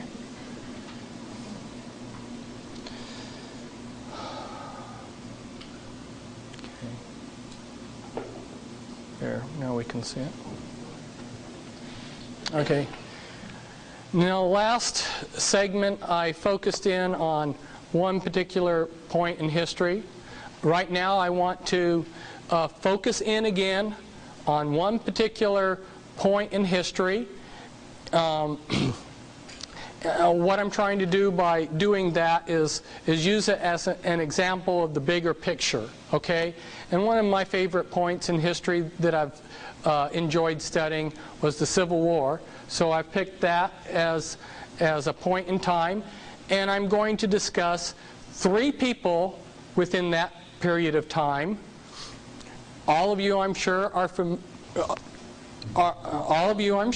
familiar with Abraham Lincoln and Ulysses Grant, who was his top general during the Civil War, and John Brown, who was an abolitionist who, because of his activities, he provoked the South into wanting to have an armed rebellion.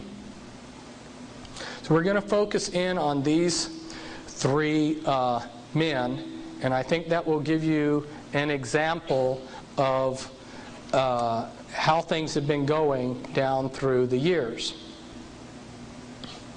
Let's focus in on John Brown first. John Brown was a Freemason and a Rosicrucian. So was his father. And he was taught by a man named George Lippard to be an anti-slavery abolitionist. George Lippard started the Anti-Slavery Society. Another Rosicrucian at the time who was also an abolitionist was William Lloyd Garrison, and he started that Anti-Slavery Society in 1832, and he was a member of the Order of the Rose, which was an occult organization in England, in 1834. John Brown did not understand much about the Scriptures. He was a murderer. His sons were murderers. John Brown, as he traveled, happened to go through a Mormon settlement where they were teaching blood atonement, that if you sinned, you could atone for your sin by shedding real blood. And so he picked up one of the few things that he thought he knew about the Bible, and that was, for the wages of sin is death, and he thought that that meant if someone was a sinner, gave them the right to blow them away with a shotgun.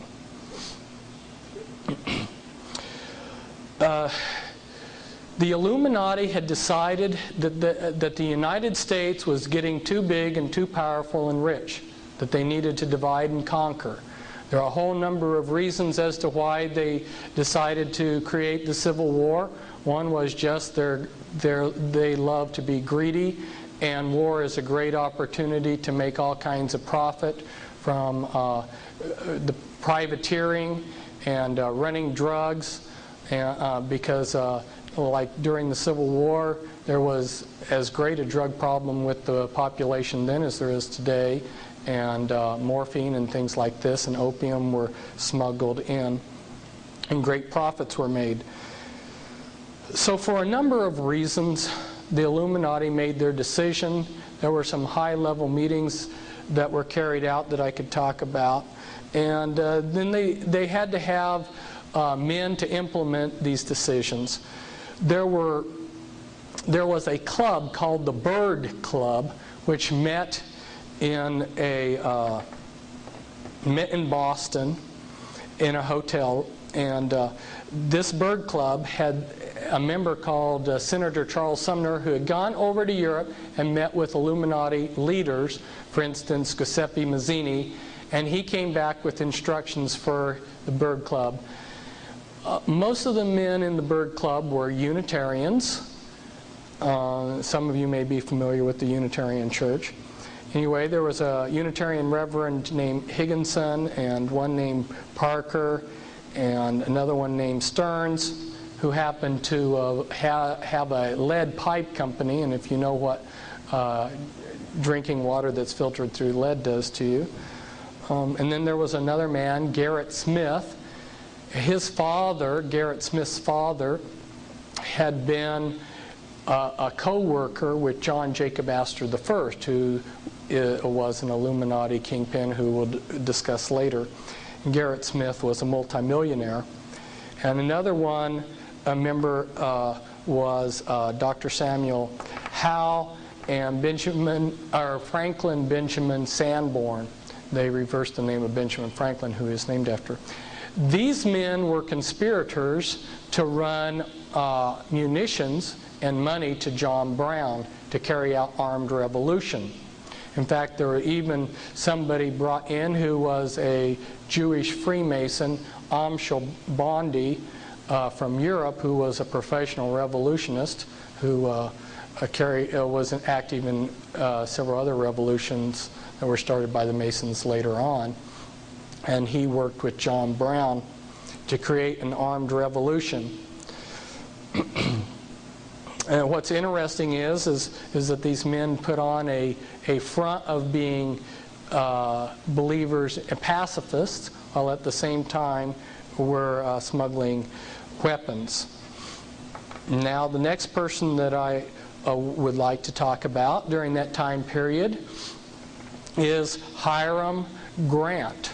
Ulysses Grant's actual name was Hiram S. Grant. He was named after Hiram Abiff, the sun god of the Masons. His dad was a master mason who was leader of a lodge. And Ulysses Grant's father worked for John Brown's father until he quit working with him and went into business with E.A. Collins. Well, now I need to go back in history a little bit. I'm going to be talking to you about the top 13 Illuminati bloodlines. And the Collins bloodline is one of the top 13 Illuminati bloodlines. There's a man named Francis Collins who brought witchcraft over with the Puritans.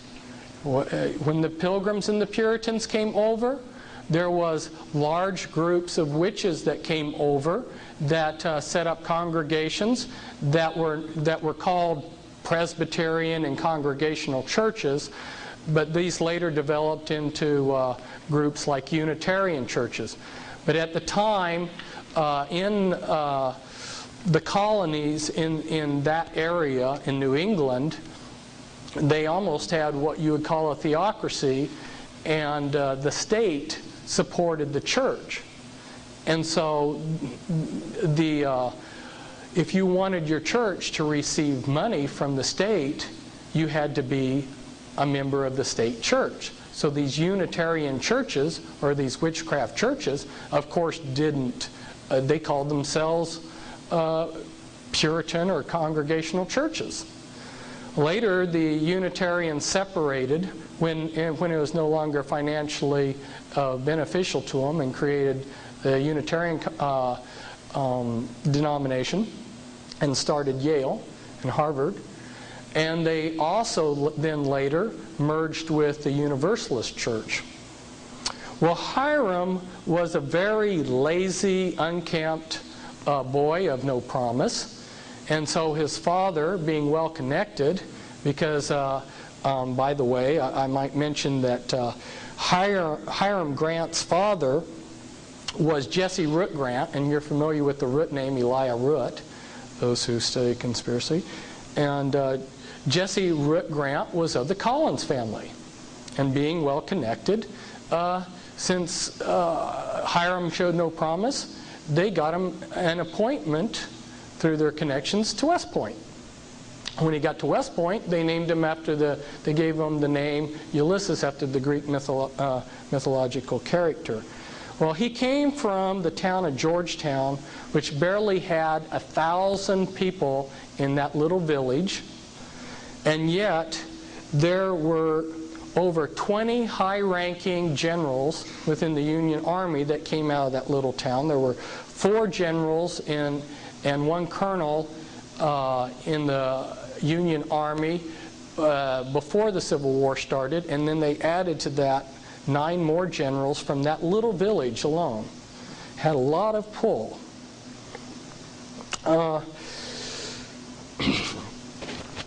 The Grants later had a branch off of them.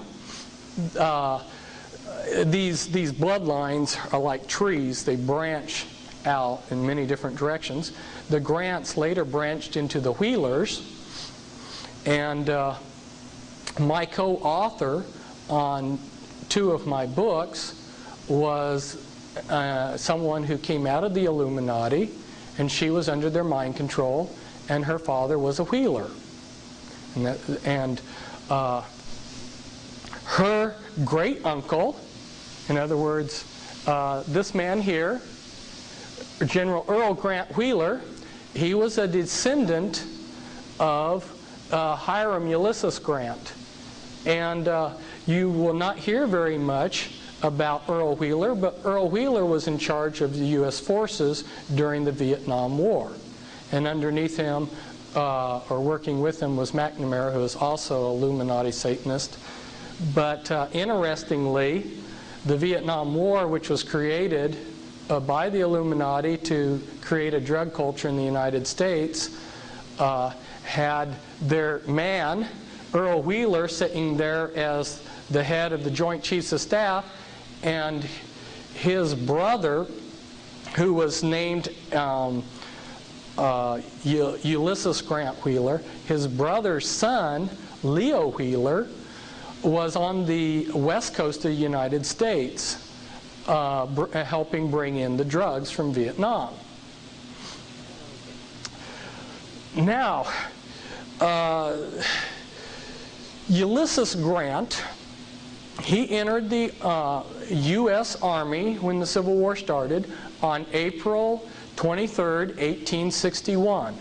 And on August 7th, 1864, he was made Commander-in-Chief of the entire Union forces.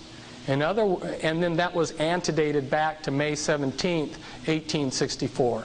So what we see here is Ulysses Grant going from buck private to Commander-in-Chief of the entire Union forces in 3 years. Now, one of the branches of the Collins family that branched out before the 19th century started was the Todd family. And guess who married a Todd? Abraham Lincoln. He married into the Todd Collins family. And his wife had seances in the White House. Well, let's discuss a little bit more about General Grant. General Grant later became President of the United States, and on his cabinet he had 8 Masons. And he also had a man named Columbus Delano, I think, as his Secretary of State. Delano was an ancient elite family that goes back to the black nobility in Venice. And Franklin Delano Roosevelt is a descendant of his. It's a very small world at the top. And the Lee family is one of the top 13 Illuminati families. And there was a man named the Bismarck of the East. He was the chief military man in Asia at the time that General Grant was president. His name was General Lee of the Lee Illuminati family, and he was best of friends with General Grant. And they visited each other. And Grant, of course, like so many of these Illuminati figures, he went to Egypt and visited the pyramids and to the island of Malta. And he also had Alfonso Taft who on his cabinet. And Alfonso Taft is the blood forefather of Clinton. Now let's discuss Abraham Lincoln. Abraham Lincoln's mother, Nancy Hanks, was visiting a town called Lincolnton, North Carolina. And there was a branch of the Rothschild family, which is also one of the top 13 Illuminati bloodlines. And their branch had been branched off as the Springsteins, and then they had shortened it, I think, probably to cover their lineages, to Springs. And you see Abraham Lincoln's half-brother there, Leroy Springs. The Springs, which were Rothschilds, impregnated Nancy Hanks, and she, out of the thin blue air, created the fictional person Thomas Lincoln. And if you go to some of these encyclopedias, they'll say, we know nothing about Thomas Lincoln. Well, there's a good reason. He was created out of thin air, and the world order has been trying to manufacture evidence that the man lived because they try to cover up the tracks of all of this. But the fact is that there never was a Thomas Lincoln. Abraham Lincoln was a Rothschild, and the Rothschilds or the Illuminati was aware of who he was. Abraham Lincoln became one of the leaders of the Rosicrucians. He was one of the Order of the Lily, and one of the 3 men that ran the Rosicrucians in the United States at the time. So when he talks in his speeches about God and these other things, if you ever get around some of these Rosicrucians in Quakertown, you'll see that they use all the terms that Christians use, but they have different meanings to them. And let's take a look at Lincoln. For his cabinet, you'll find a whole lot of nefarious characters on his cabinet too. He had Salmon Chase. If you've ever heard of Chase Manhattan that the Rockefellers are associated with, well, that was named after Salmon Chase, who was Secretary of Treasury for Abraham Lincoln. Salmon Chase was instrumental while he was Secretary of the Treasury to bring in a graduated income tax, and he also created a national bank during Lincoln's administration, which later became a Federal Reserve. And just talking a little bit about how this all connects, you've heard of Shirley MacLaine. Well, she's of the Beatty family. Okay. Well, who was Lincoln's lawyer? When he was president, he had a lawyer who was named Bart Moore, and Bart Moore was of the Beatty Illuminati family.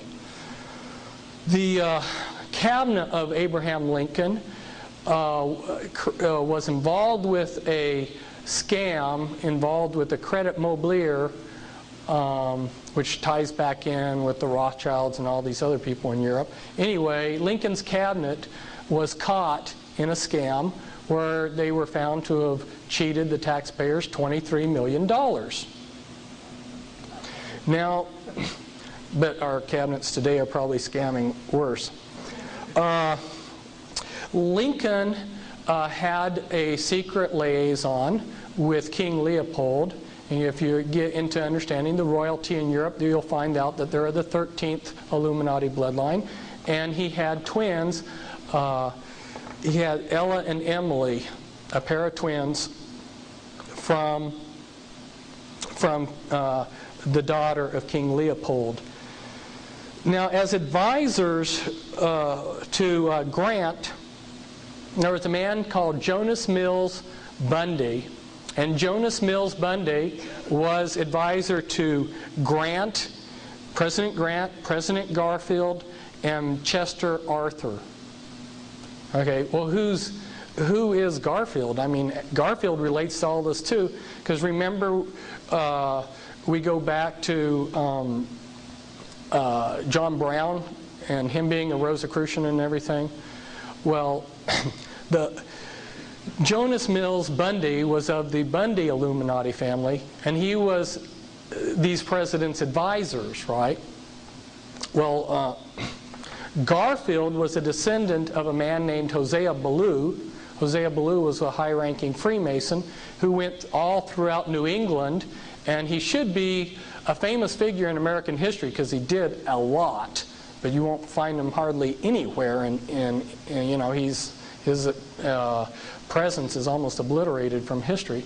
But Hosea Ballou created the Universalist churches that were so active in New England. And one of the churches he set up, Joseph Smith Sr., who was Joseph Smith Jr.'s father, was a member of. Now, Joseph Smith Jr. started the Mormon Church. Joseph Smith Jr. came from a powerful occult family that belonged to a secret witchcraft fraternity, and in the town that they were in, they were called the Fraternity of Rodsmen. But anyway, as a cover or as a front, they joined the Universalist Church. So you're beginning to see that there's all kinds of connections between these people. And then, of course, in the Bundy family, you see McGeorge Bundy becoming an advisor later on to Kennedy and Johnson. And you see Harvey Bundy, who was a Chief Supreme Justice, or no, Harvey Bundy was chief of the Manhattan Project to create the atom bomb. So there you see the Bondi Illuminati family coming into this. So here are some of the people from this time period. Louis Cass-Payzur, he was a very powerful man during the Civil War time, but he's been obliterated from history. The Merovingians dynasty is the 13th bloodline, the Holy Bloodline, and you can read about it in the book Holy Blood, Holy Grail. And they believe that they're descendants of Christ, and they're also descendants of Lucifer, who, as they would say, are brothers. And one of the Merovingians, who was a secret crown prince of France, came over to this country, and his descendant Louis Cass-Payzur then hired Leroy Springs' father, A.A. Springs. A.A. Springs, Louis Payzur hired Leroy Springs, and Leroy Springs' father, A.A. Springs, was the father of Abraham Lincoln. So that's how that all ties in. And you'll see more about the 13th bloodline, which happens to be in all of the royalty of Europe. All of the royalty in Europe are part of the Merovingian or the 13th Illuminati bloodline. I thought it was just kind of interesting, too. Grant's face and Earl Wheeler, General Earl Wheeler's face, almost identical noses and frowns. I mean, it just amazed me. It didn't come out very good on the overhead, but almost identical faces. Kind of humorous. Well, talking about got one more thing before I get to humor. Okay, I just made this up to talk to you a little bit. I can't go into the background of these bloodlines. I don't have time, but I can just hit on a few highlights. The top 13 Illuminati bloodlines, which maybe I should just mention here real quickly for you. Astor, Bundy, Collins, DuPont, Freeman, Lee, Kennedy, Onassis, Rockefeller, Rothschild, Russell, and Van Dyne, and then the 13th family, which is your Holy Bloodline. Those are your top 13 Illuminati bloodlines, and right up there along with them, and included in my book, were the Reynolds family and the Krupp family.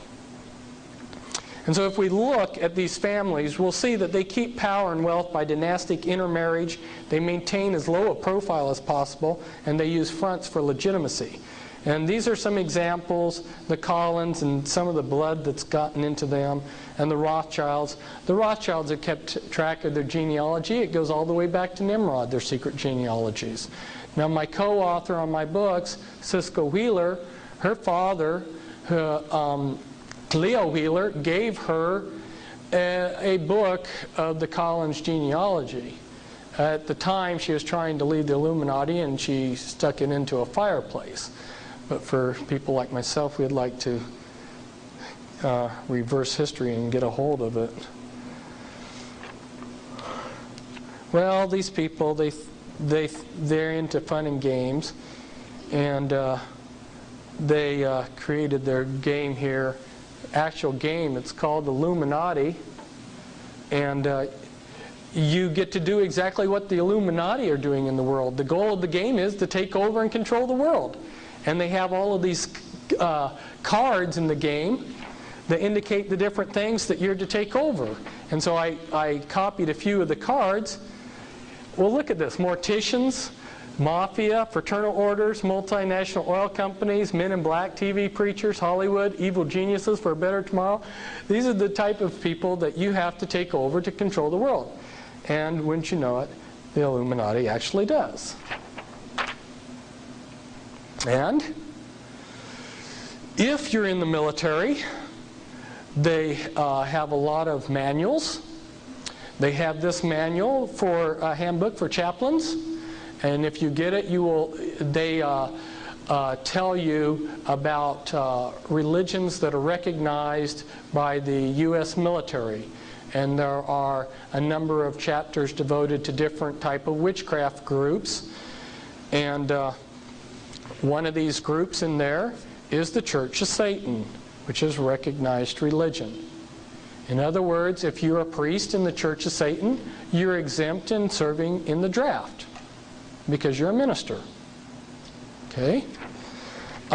In this book, this chaplain's book, it's interesting because they talk about the priests within the witchcraft, and they tell you in this book that there are 3 levels to in a witchcraft coven. I'm just saying that as documentation of the next thing that I'm going to show you, which is, that's how the Illuminati is organized, people. And there's a lot that can be said here. There's so many of these transparencies are like a week-long seminar, you know. But I don't have a week on each of them.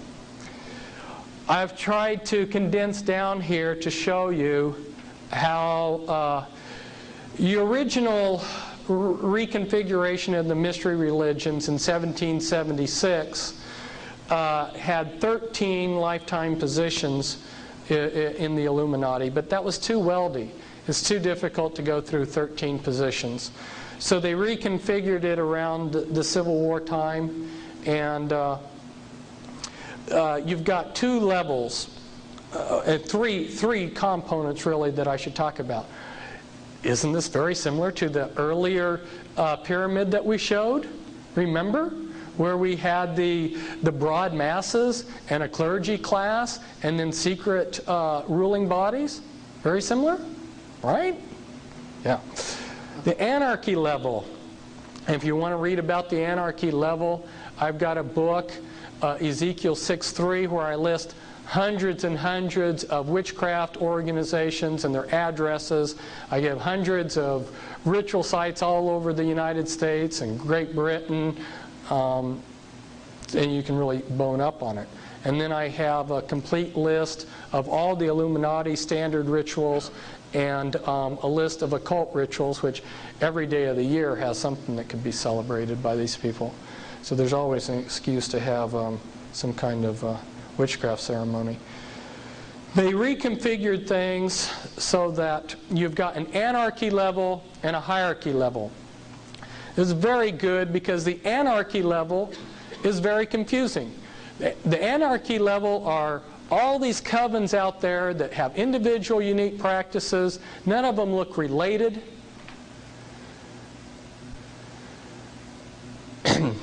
So you enter witchcraft as a novice witch, and you become a craft practicing witch, 2nd degree, and then you become a master witch, which is identical to Freemasonry, the first 3 degrees, right? In fact, Freemasonry's these rituals and witchcraft rituals are identical, except that Freemasons leave their clothes on. Then, if you're one of the people that are selected to become a hierarchy member, and I won't go through the process, their criteria, but if you are initiated into the hierarchy level, if you're in the women's, you'll become a Sisters of Light, and then as a teenager you'll be inducted into the Mothers of Darkness, and then from there you'll become a grandmother. And then beyond that, there's special positions. Now, what's very confusing when you're dealing with people that come out of the Illuminati is that the Mafia and the Illuminati bloodlines each have their each family has their own. Above the standard 6 lifetime positions, you have your special committees. You've got your Council of 3, your Council of 5, Council of 7, Council of 9, Council of 13, or your Grand Druid Council.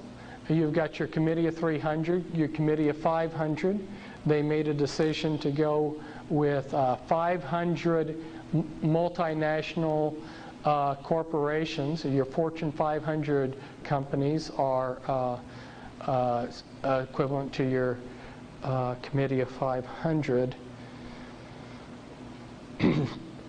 when I was trying to see how this related to your different orders that the Illuminati has set up, I watched the lives of some of these people, and because they themselves, are keeping the secret, I couldn't come up to someone in the Order of Skull and Bones and ask them how it works.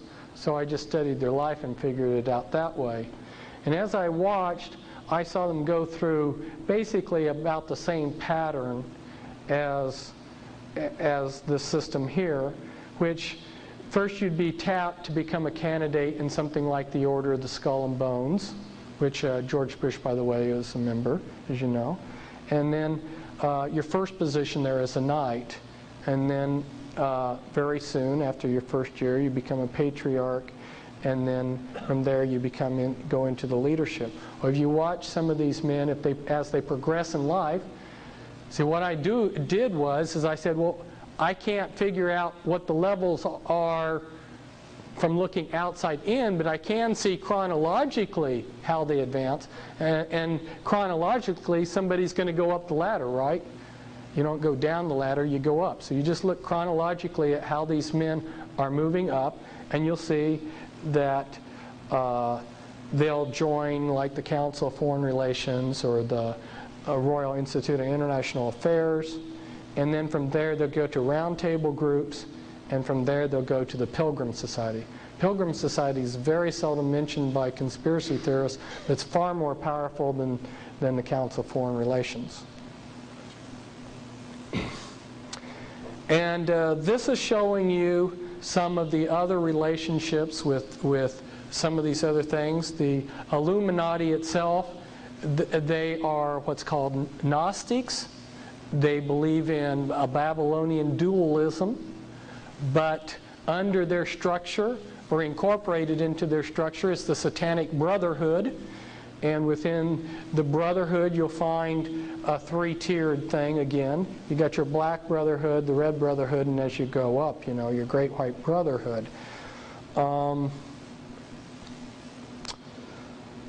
I've shown you the steps there for the OTO.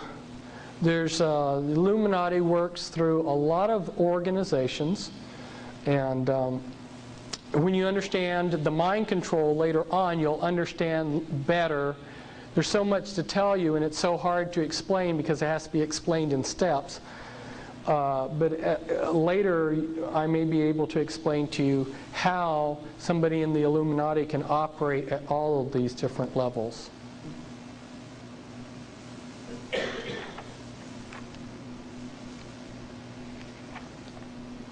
And this you have in your handout, so I won't even explain it, but it gives you a little bit of the history of how the mystery religions have reconfigured themselves. And this is a very important scripture. And upon her head was written, Mystery Babylon the Great, the mother of harlots and abominations of the earth. Babylon the Great is fallen, has become the habitation of devils, and the hold of every foul spirit, for all nations have drunk of the wine of the wrath of her fornication, and the kings of the earth have committed fornication with her. And the merchants of the earth are waxed rich through the abundance of her delicacies. Her sins have reached unto heaven, for no man buyeth their merchandise anymore, precious woods, ointments, slaves, and the souls of men. I know that the writer of this, the prophet, bounces back from second to third person as he writes this passage in Revelations 18, but I think you get the meaning here. And then he goes, Rejoice over her, prophets, for God hath avenged you on her. And the light of a candle shall shine no more at all in thee, for by thy sorceries were all nations deceived, and in her was found the blood of the prophets and of saints and of all that were slain upon the earth. Ladies and gentlemen, the most popular Protestant interpretation of this verse is that this is referring to the Catholic Church. The Catholic Church was not even in existence when most of the prophets in the Bible were slain. This is referring to the mystery religions of Babylon, not the Catholic Church. Okay? The Catholic Church is a daughter See, what are we talking about? We're talking about the mother of all harlots. And all nations. So anybody who tries to tell you that this is a Jewish conspiracy or that this is, whatever they've got in mind, it's all-encompassing. It defies labels. About the best label I can find for it is satanic. In fact, this year we have in the Scottish Rites book, the Scottish Rite Journal. Here the author tells us, and the double eagle is one of the logos of Freemasonry. He says in this article, the Southern jurisdiction's double-headed eagle logo is just one variation of this powerful image which dates back to 3000 BC, and then as is enlarged here, as stated in Coyle's Masonic Encyclopedia and concurred by Mackey's Encyclopedia of Freemasonry, the double-headed eagle symbol first appeared about 3000 BC in the brickwork of Lagash, a city in Sumer in southern Babylonia between the Tigris and Euphrates River and near the modern city of Shatra in Iraq. Lagash was an ancient center of art, literature, military, and political power. And then these are just a few. There's many, many more countries around the world that have taken the double-headed eagle as their logo. We're talking about Babylon the Great. And remember I talked to you about Nimrod being in the Rothschild's genealogy? Well, what Nimrod did was, remember we had Gnosticism come in. You can be saved by knowledge, and then they realized, but knowledge is power. So we can start getting ourselves a secret power base here. Well, then along came Nimrod, and his great innovation is let's make this church organized and let's unify it, because Nimrod was a great warrior. Let's take this church, organized religion, and match it to state power. And by combining state power with a religion, like you saw the Catholic Church during the Middle Ages, you have something very powerful. That is Nimrod's Babylonian system. And throughout the world, you'll see, like here, Colombia, Turkey, Bolivia, Chile, Honduras, Italy, El Salvador, Scotland, Philippines, Israel, Paraguay, Germany, Mexico, France, they all have the double-headed eagle as their logo. And there's others too, like Canada. This I just threw up here to show you that in my writings, like in my Be Wise as Serpents books, I try to untangle the confusion that's out there. There are so many of these groups with similar names. You talk about the Knights of Malta. There's all kinds of groups with the name Knights of Malta.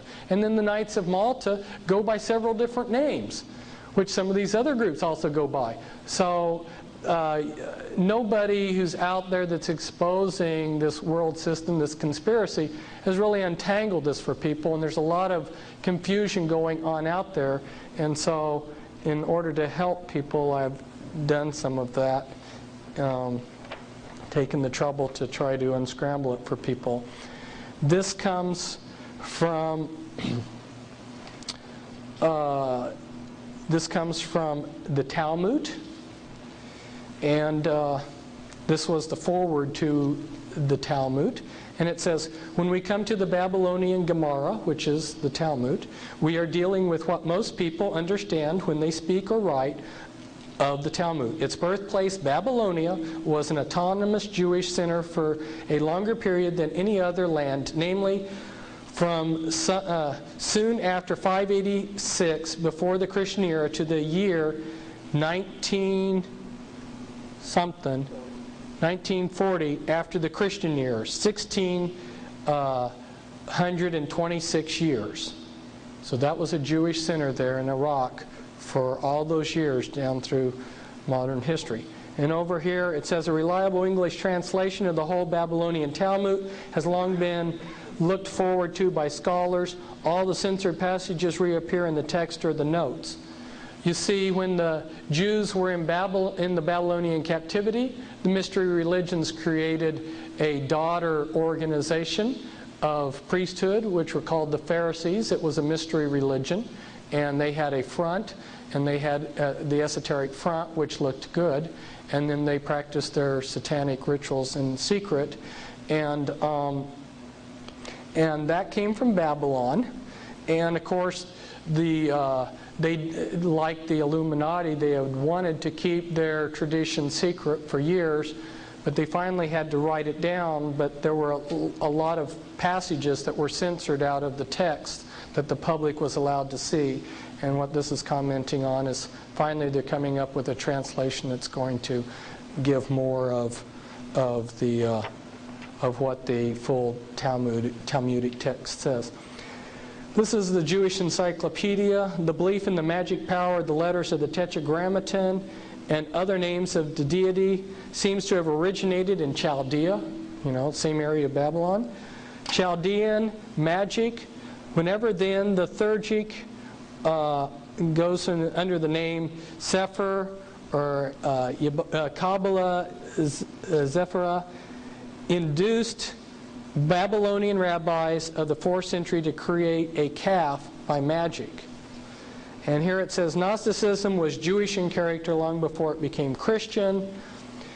And the whole dualistic system of good and evil powers, which goes back to Zoroastrianism and ultimately to Old Chaldea, can be traced through the Gnosticism having influenced the cosmology of the ancient Kabbalah before it reached the medieval one.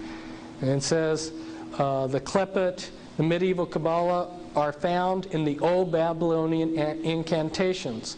So the Kabbalah is based on Babylonian magic. The secrets of the Theurgic Kabbalah are not lightly divulged. See, that's esoteric knowledge. It's hidden.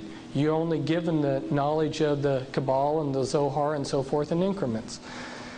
The whole system of conjuration of angels and demons by which the evil spirits were exorcised, even the magic sign or seal of King Solomon, known to the medieval Jews as the Shield of David, has been resurrected.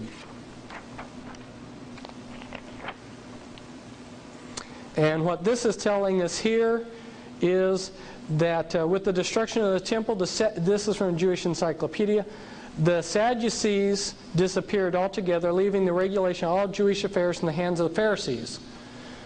When the temple was destroyed, the group that took over Jewish life from then up till now has been the Pharisees. And the next paragraph bears that out. Henceforth, Jewish life was regulated by the teachings of the Pharisees, which were a branch of the mystery religions. The whole history of Judaism was reconstructed from the Pharisaic point of view, and a new aspect was given to the Sanhedrin of the past. A new chain of traditions supplanted the older priestly tradition. Pharisaism shaped the character of Judaism and the life and thought of the Jew for all the future. So from that time until today, the Pharisees, known as the rabbis, have been in control.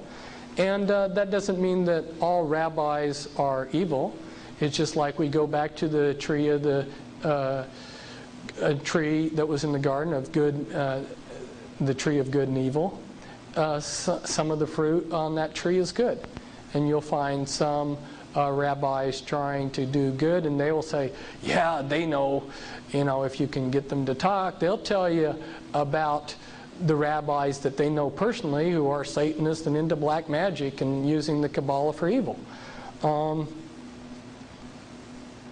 This is just saying that the Talmud, which is the teachings of the Pharisees, which was codified several hundred years after Jesus, ranks in significance above the Torah, and the Torah are the first books of the Bible. Which if you're in a synagogue, you'll see that they keep the Torah housed. And this is from the Jerusalem Post International Edition. This was a Jewish magazine that was intended to go throughout the world. It's the International Edition. And this is written by a rabbi, and the title is The Chosen. He says, countering Maimonides who was a Jewish rabbi.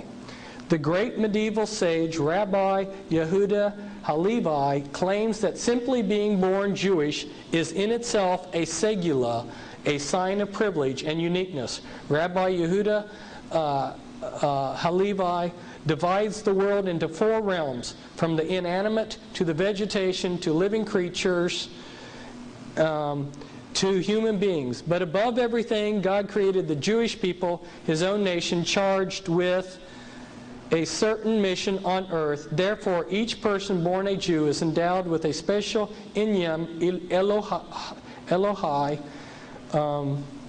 where we get the word Elohim, God, godly element. God doesn't make their distinctiveness dependent on religious observance. In other words, if you're born Jewish, according to this rabbi, you're divine.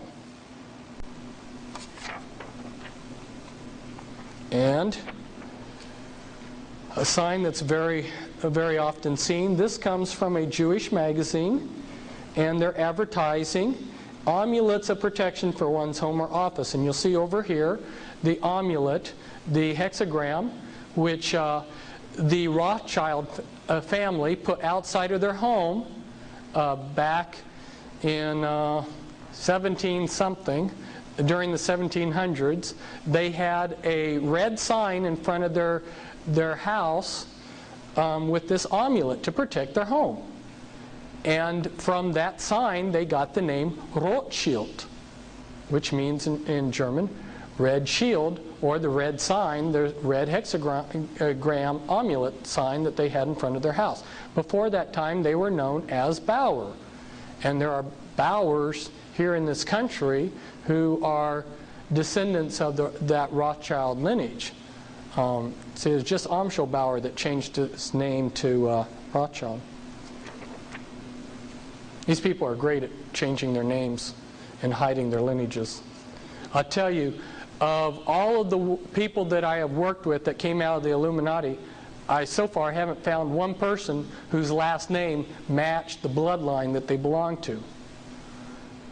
And if you know how many people are in power that have the last name, it really makes you wonder how prolific have these bloodlines been.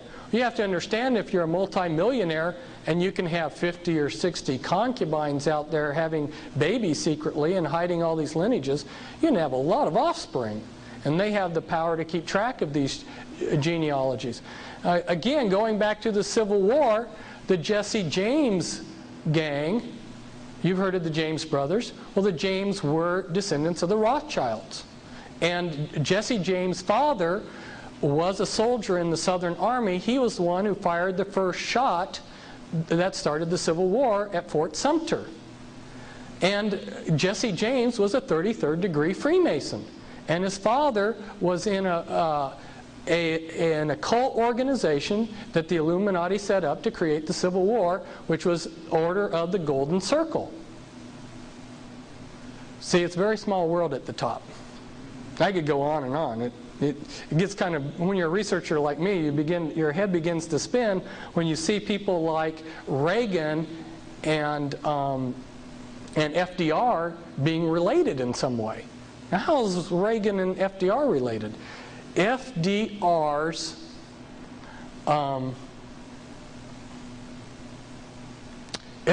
wife, help me out here. Eleanor, right. She was best friends. Her best friend was Ronald Reagan's mother. You wouldn't have known that there were any connection between a Republican president and a Democratic one, would you? I told you I was going to give you the keys to understanding how the satanic conspiracy is operated in secret worldwide. Remember, we've got a hidden front. We have a front religion. Satanism always operates through fronts. So what did they do? They had an esoteric or a common religion for the common people. And they can worship sticks and stones and whatever they want, lizards or whatever they want to worship. And then the priesthood will worship something more intelligent, and then the people in the inner circle worship Satan. If you go all around the world, you'll see this is the key to uncovering satanic worship all around the world for all of history. The 5 interlocked concepts. All of these concepts are represented in the occult world around the world by snakes. The light bearer, gaining wisdom, the search for wisdom, sun worship, is represented by snakes, the Kundalini force, and the regenerative principle, which is phallic worship. They're all represented by snakes, and they're all interchangeable for each other. If you go into certain Masonic rites, when they're talking about sex worship, they also believe that they're worshiping Lucifer when they're doing that. They're interchangeable. And I put this down here too because all around the world, in Babylon, ancient Babylon, in Switzerland, in India, in China, you'll see the caduceus used in the ancient world. That's a symbol for Gnostic dualism. Remember, the snake represents wisdom? Well, in the Illuminati, your good deeds must balance your bad deeds. So some of your greatest philanthropists are your greatest Satanists, because their good deeds must balance their bad deeds. Of course, their good deeds are usually self-fulfilling. One of the things that shocked me when I went in, and I had no axe to grind when I went in to understand how the world's run and who's in this conspiracy, I didn't care what I found. I just wanted to find the truth. I discovered that the Scottish element is just as strong as the Jewish element. It was rather shocking. And so I got this clan map of Scotland, and I highlighted some of the clans that you'll find members in the Illuminati. And here we've got the Mackenzies, who you'll find are very prominent in Freemasonry. And then you come over here and you'll find the Morgans and the Mackeys. Well, you've all heard of Morgan Guarantee Bank. And you come over here to the Sinclairs. The Sinclairs are Merovingians. They're of the top 13 Illuminati bloodline, and they were given a hereditary position to rule Freemasonry. And then you come down here, you got the Murrays and the Sutherlands, and they're very prominent in Freemasonry. And then here's the Mackenzies again, and the McDonalds. You'll find the McDonalds are a prominent Illuminati family, and like Bilderbergers and people like that. And you come down here, more of the clan. You find the Shaws and the Grants, both Illuminati bloodlines. Douglases, Stewarts. Some of the Stewarts are in the Illuminati and good friends with the Rockefellers. Let's see, you've got the Clan Donald here. You've got the Kennedys down here. That's one of the top 13 Illuminati bloodlines. You've got the Campbells. The Campbells, another Illuminati Masonic thing. Cameron, that's one of the primary early programmers for the Illuminati was Ewan Cameron. He was Scottish, came over from Scotland. In fact, he would call his patients Lassie. And there's some others there. It's kind of hard to see, but you got the idea. That was a shocking thing for me to find out that the Scottish participation in this is so powerful. And I began to realize why they called it the Scottish Rite. And if you look at the Ku Klux Klan, it's based on Scottish Celtism. And it was created by several different Celtic secret societies, which I don't have time to go into. The Illuminati also helped them out. Now, a lot of people don't believe that there's such a thing as satanic ritual abuse, so I pulled this one out. It's in a museum.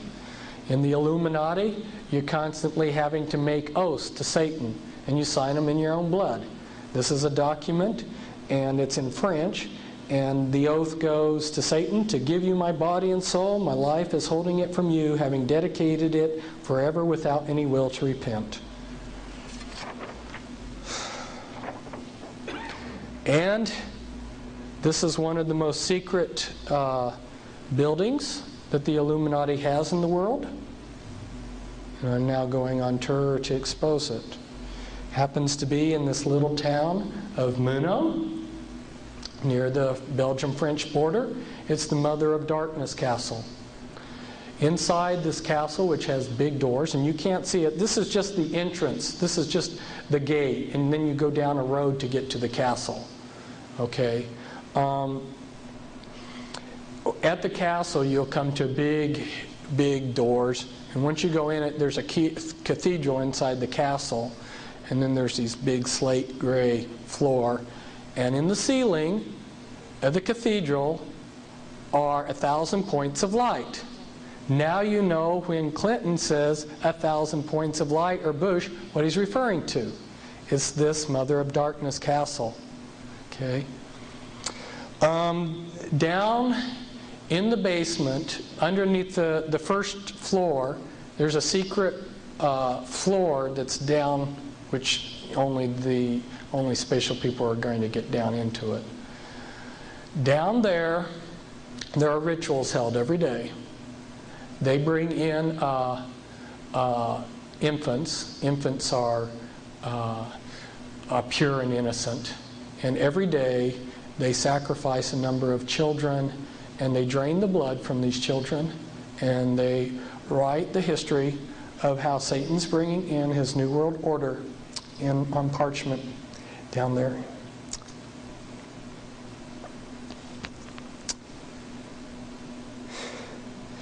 For those of you who have studied Holy Blood, Holy Grail, and know something about the Merovingians, you'll find out that one of the secret organizations that they created in the last century was named after this monastery here.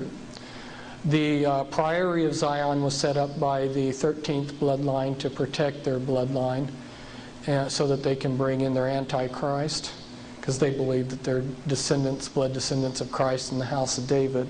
And one of their primary stomping grounds was this little area here. Just outside of Muno is this castle, Chateau Amorois or something. It means the Castle of Kings, which is kind of misleading because only mothers of darkness, only women go in there. Very seldom do men go into this castle. They do their Kabbalistic path workings there in this castle. They'll fly mothers of darkness from all over the world for high-level rituals there. But anyway, just about 4 miles away, the scale here is very small. So there's only 4 or 5 miles here between. This is Abbé d'Orval right here, and there was a King Dagobert the Fourth who was killed. He was one of the last great Merovingians, and you'll see a skull in a little bit. And he was killed near here in this area hunting. And then the Merovingian dynasty, after he was killed, sort of went into hiding. The Catholic Church for a while tried to subvert it, and Dagobert I has been eliminated. Am I getting it correct? Is it the third or the fourth? Anyway, what's interesting is if you look in the lineages of the kings, that number is left out in European history. And as you get kings, you go 1, 2, 3, 4. So if the third one or is missing, something wrong with history. But they tried to erase him out of history. The Catholic Church did, because the Catholic Church at that time was in competition with this Illuminati bloodline. This monastery here is where Peter the Hermit set out, and the Merovingian dynasty created the Crusades because they were the house of David. They weren't real Christians. They were actually a witchcraft, Kabbalistic practicing lineage that wanted to regain possession of Jerusalem and the treasure in Jerusalem. And they sent out Peter the Hermit from this monastery, and he was a dynamic monk who preached all over Europe and got the Crusades started.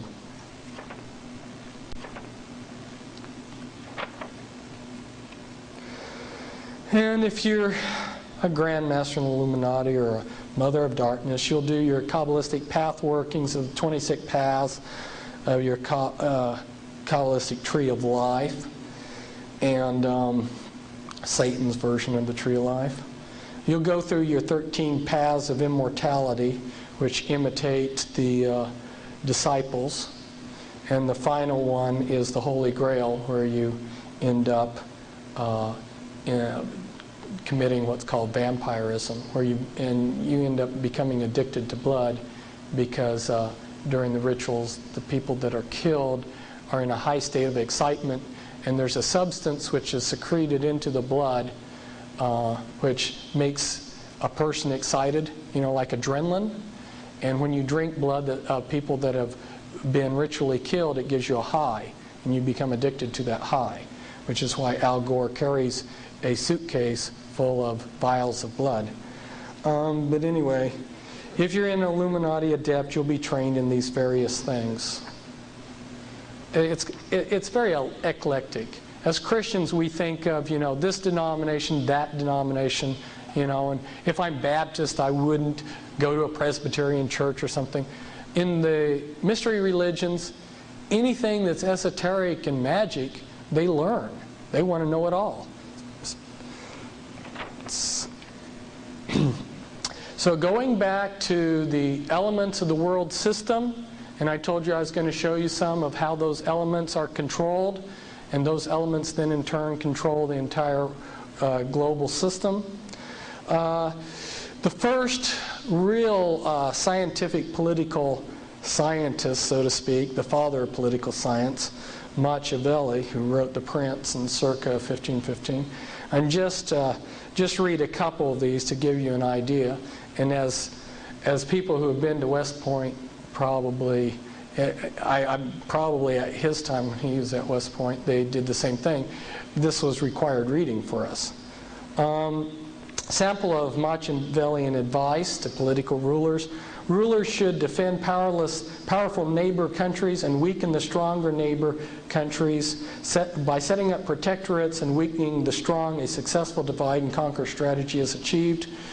A ruler must not mind incurring the charge of cruelty for the purpose of keeping his subjects united and faithful, for except for a few exceptions, he will be more merciful than those who, for excess of tenderness, allow disorders to arise which injure the whole community. Men have less scruples in offending one who makes himself loved than one who makes himself feared. Love is broken whenever it serves selfish men's purposes, but fear is maintained by a dread of punishment which never fails. Still, a ruler should make himself feared in such a way that if he does not gain love, then he at any rate avoids hatred. So the Satan inspired, when you read The Prince, I can see nothing but Satan inspiring the work as to how to create political science in order to scientifically control the world. Oop, long stack. And so, here's how they do it. In the United States, here's the political process. And this was in my Be Wise as Serpents book, but I found that it was rather unintelligible unless I took the time to sit down and really explain it. And again, we can only go through this very briefly. But the way it would work is at your high level, within the Illuminati and within various groups, we've got decisions that are made. Those decisions are transmitted down to the national level. Okay, on the national level, we've got a group called MJ12, and they're Majesty 12, Majestic 12. The code that's stamped on their paperwork is MAGIC, M-A-G-I-C. It's got a double meaning there, doesn't it? And this goes back to Plato. Plato, who's a very important person in the occult world, said that countries should be ruled by these wise men. And Sir Francis Bacon, and I love to spend all the time to explain how this all fits together, but I don't have the time. But Sir Francis Bacon, who wrote The New Atlantis, Sir Francis Bacon was very instrumental in this country being settled, and his actual book was called something about the Rosicrucians, but the title got changed to the New Atlantis. He discusses in there about how these wise men are to rule. It's Plato's idea, just rewritten. And then the Illuminati's updated it to what we call the study group, or the MJ-12. And MJ-12 originally had 3 groups of 6 men. It had 6 men from the Jason. It had 6 men, excuse me, from the executive committee of the Jason Society.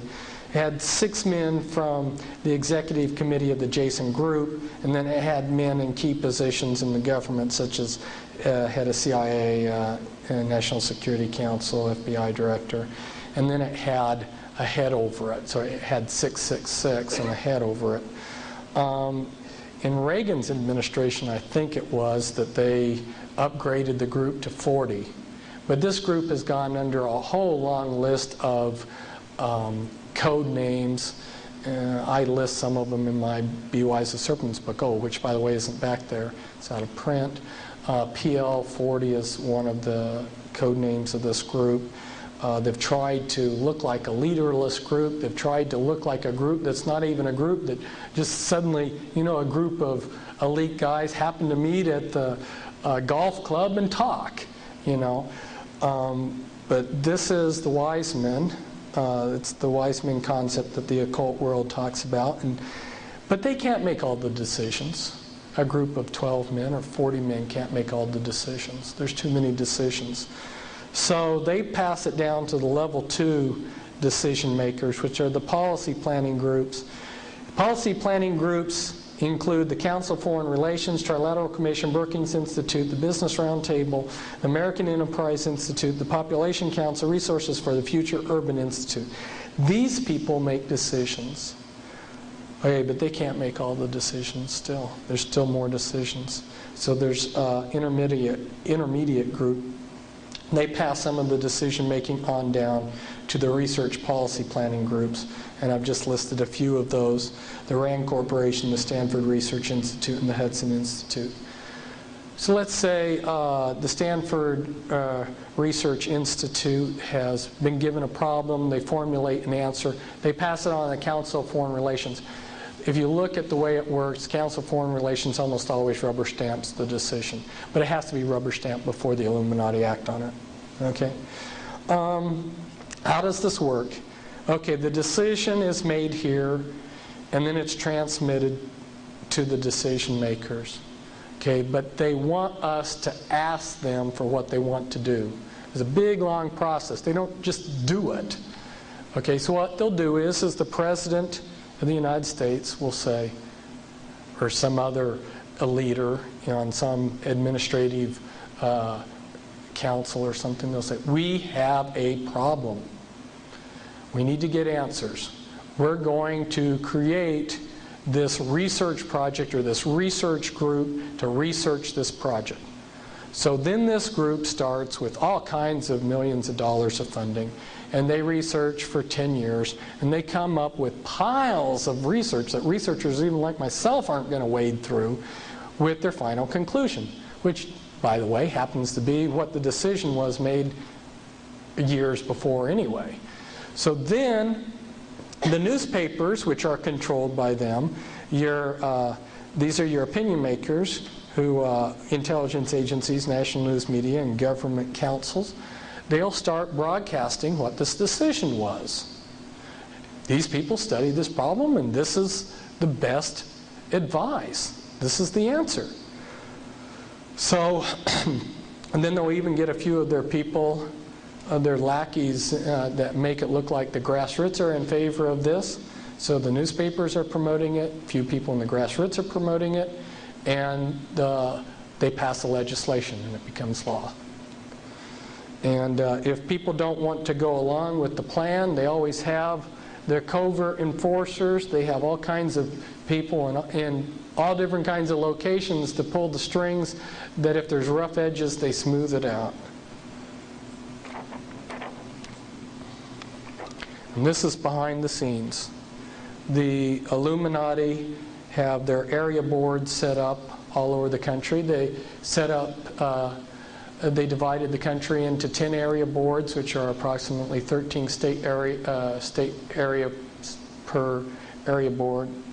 Or I take that back. There are 4 areas of 13. And those areas then are broken up into area boards. Now, what is an area board? In this area, you will have the leaders of occult groups that are part of the, definitely directly part of the Illuminati system. They will be allowed to send representatives to the secret area board. There isn't a fixed number of people. And when they have their area board meetings, they will coordinate their activities of these different occult groups. This is why you looked over in Japan and you saw the Church of Scientology, I believe, that sent recruits over to that radical Japanese group that was doing all of the chemical bombings in the tunnels and everything. See, they swap members back and forth. If they need to shift members to a new group, they do it, you know. This is how they coordinate their activities on the occult area boards. So when they wanted to create federal regions, guess what model they used? They just created the federal regions in the approximate locations that their occult area boards were already operating in.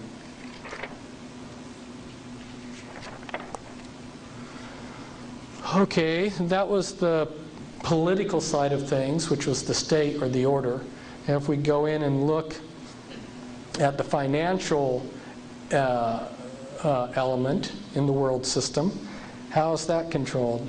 This was a page, and they've tried to keep this very secret. This information is not out there in very many places. Wasn't out there, but fortunately we have it. They created fractional reserve banking, the Federal Reserve System, and the stockholders of the Federal Reserve System are listed here in this listing. And if you can see some of the names there, you'll see Morgan, Rockefeller, Pine, Reynolds, Warburg, all Illuminati families there, Hummel. And these people own the stock of the Federal Reserve. When the IRS collects our taxes, the first check that they write out is sent to the Federal Reserve to pay the Federal Reserve, which is a private corporation, for the use of their money. And that check is billions of dollars. It's a huge check. So I can't remember now the figure off the top of my head what it is we pay in interest for the privilege to use the Federal Reserve's money. This is just like Federal Express. Federal Express is not part of the government. It's owned by the Rothschilds.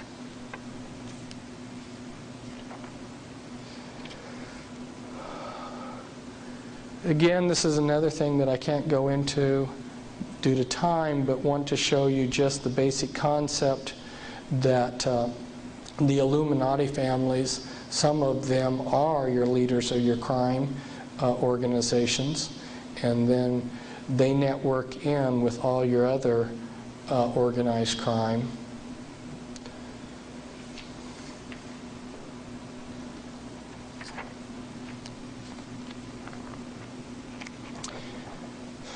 Remember, we talked about health and markets and things like this.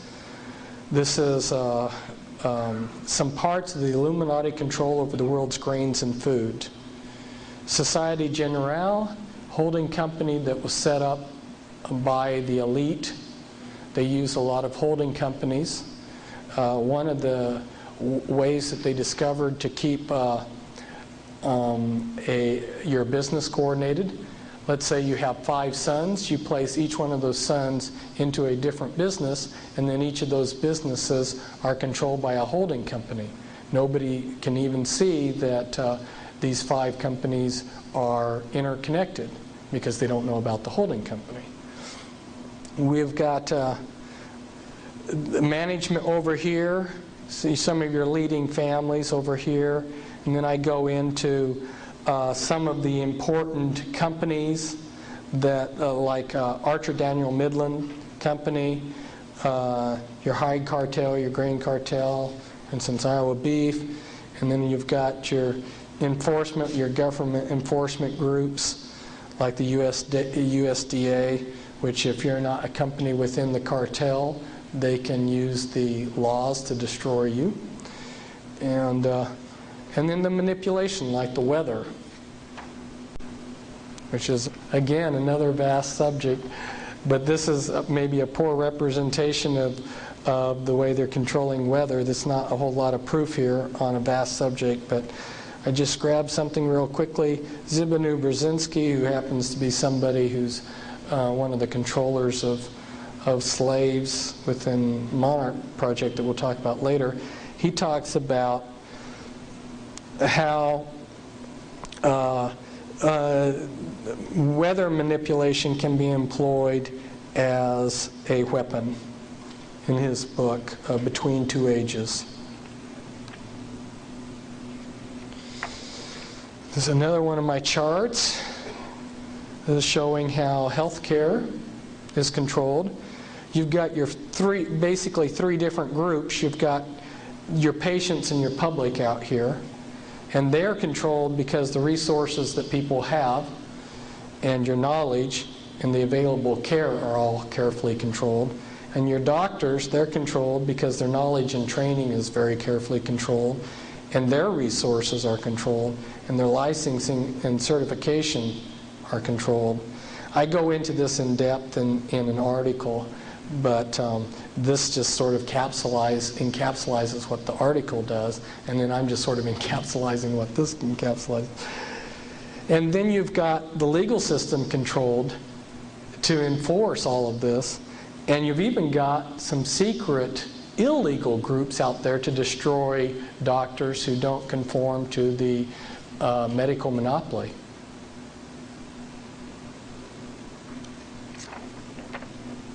Very powerful. This is Illuminati control, Illuminati and mob control of Hollywood. You got your mafia and Illuminati councils. One of your main groups there for control was Music Corporation of America, which controlled the American film industry and had a monopoly. And they got a monopoly because they made a sweetheart deal with the unions. And under Ronald Reagan, he cut a deal with MCA, a secret sweetheart deal with the Screen Actors Guild. And the American Federation of Musicians, too, cut a special deal so that the non-Illuminati competition got cut out. And then I mentioned here, down here as an example, your Rat Pack, which are... you probably, if you followed Hollywood and actors, you've seen who the Rat Pack is: Dean Martin, Frank Sinatra, Sammy Davis Jr., Peter Lawford, and Joey Bishop. These are men that are connected with Satanism and the mob and mind control. And talking a little bit about how the Illuminati families tie in genetically with some of these, and just giving a little sampling here of some of the leadership of some of these companies. I mean, this could just go on and on. If you look at the leadership of some of these companies, some of these groups that are controlling Hollywood, you'll see the Illuminati presence there.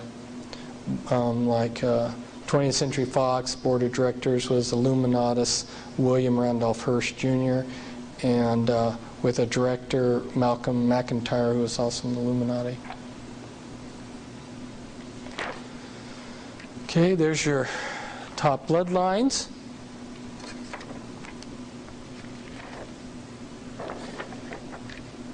This was Joseph Smith Jr. He was Joseph Smith Jr. and all of the leadership of the LDS Church in Salt Lake City and the RLDS Church have all been of one bloodline.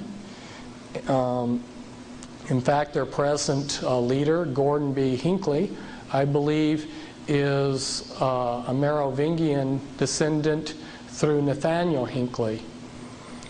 And that goes back to the Plantagenet family, who were Merovingians. Joseph Smith Jr., these were his magic amulets that he carried. This was a pouch that he had for his magic parchment. This was a serpent's cane, or a staff that he had, a ritual staff that Joseph Smith had. And this was his ritual athema that he had, and the ritual inscription on it. Joseph Smith Jr. created a high rite of Freemasonry, and he got some of the Freemasons upset in his area, and they murdered him. This is a seer stone, a magic seer stone that Joseph Smith Jr. had, and another pair of magic parchments that Joseph Smith used that were his, that were passed down generationally. And this is Brigham Young with his Masonic pin there. And these people are the Merovingian dynasty and the tribe of Dan. You'll find out that when the Mormons got started, they created a secret group called the Danites, which were assassins to keep their opponents, kill their opponents. And here's Dagobert's skull, and it's preserved in a convent. And this was St. Clair, who was at one time the leading Merovingian, or the head of the Priory of Zion, which in French is something like Peu de Zion. I don't speak French, so.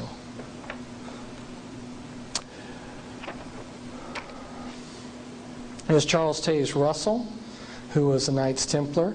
Charles Taze Russell, who started the Watchtower Society of the Jehovah's Witnesses, ritually murdered by the Illuminati on Halloween, has his ashes protected below a pink granite pyramid made from the sacred enchanted rock mountain at a special, or at a sacred site 18 miles north of Fredericksburg, Texas. The pyramid is in a cemetery in what was Allegheny, Pennsylvania, now Pittsburgh, Pennsylvania, and he had the Knights Templar logo on his pyramid that his ashes are buried under. And talk about really wanting nobody to desecrate his remains. They used barbed wire as rebar in the concrete foundation. If you ever poured concrete, you know what rebar is. Well, they used barbed wire for rebar to make sure nobody got through to his ashes. And the problem with Freemasonry isn't just with the Jehovah's Witnesses or the Mormons, or their founders, or some of the other groups, but in a lot of groups are tied back in, as this is a stained glass window showing the upside down pentagram, and this is in West Virginia. This is a Church of Christ, a couple Churches of Christ, with a strange form of a Masonic logo. This is some of the Astor Illuminati members, and I don't have time to go into the members of these families. I might just briefly comment on one. That's John Jacob Astor I. Came over from Germany. The Illuminati gave him a concession to operate drug smuggling. There had been fur trading going on in North America for several centuries. Remember, Columbus came in 1492 and people started trading furs with the Indians soon after that. Well, he came to the United States after the Revolutionary War. Within a matter of just a few years, he had a total monopoly over the entire fur trade in North America. How do you do that?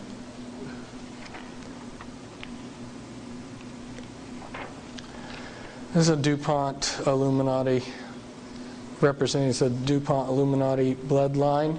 You recently had one of them in the news, but for the sake of time, maybe I'll just make a little comment about them.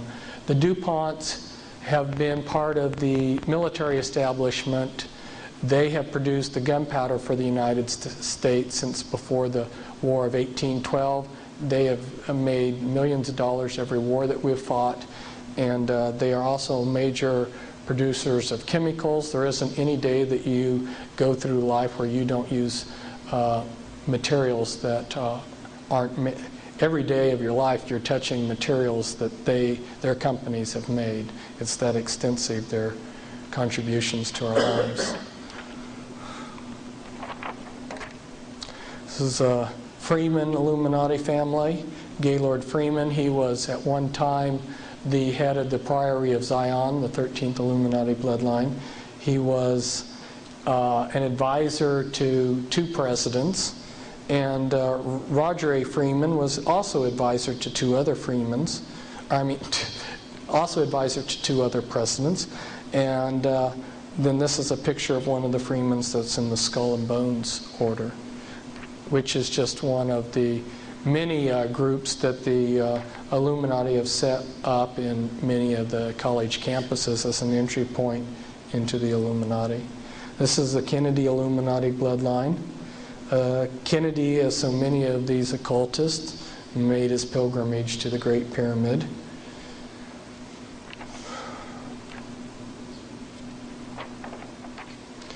And one of JFK's girlfriends was Jane Mansfield, who was a member of the Church of Satan.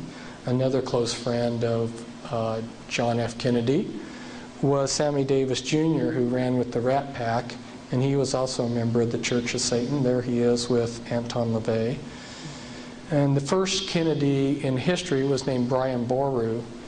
He was also had the name Brian Kennedy, and he was the ruler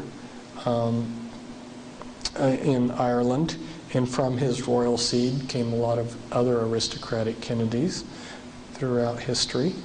And I brought this in because I'm wanting to talk about Illuminati mind control, and I think you're seeing different alters here, different personalities here, as she was the first presidential model that they allowed in public. This is a little bit of the Onassis Illuminati bloodline. The Lee Illuminati bloodline, a very ancient aristocratic bloodline in China. Li Ka-shing is a billionaire in Hong Kong, has a television network that covers Asia, has a lot of holdings in Canada.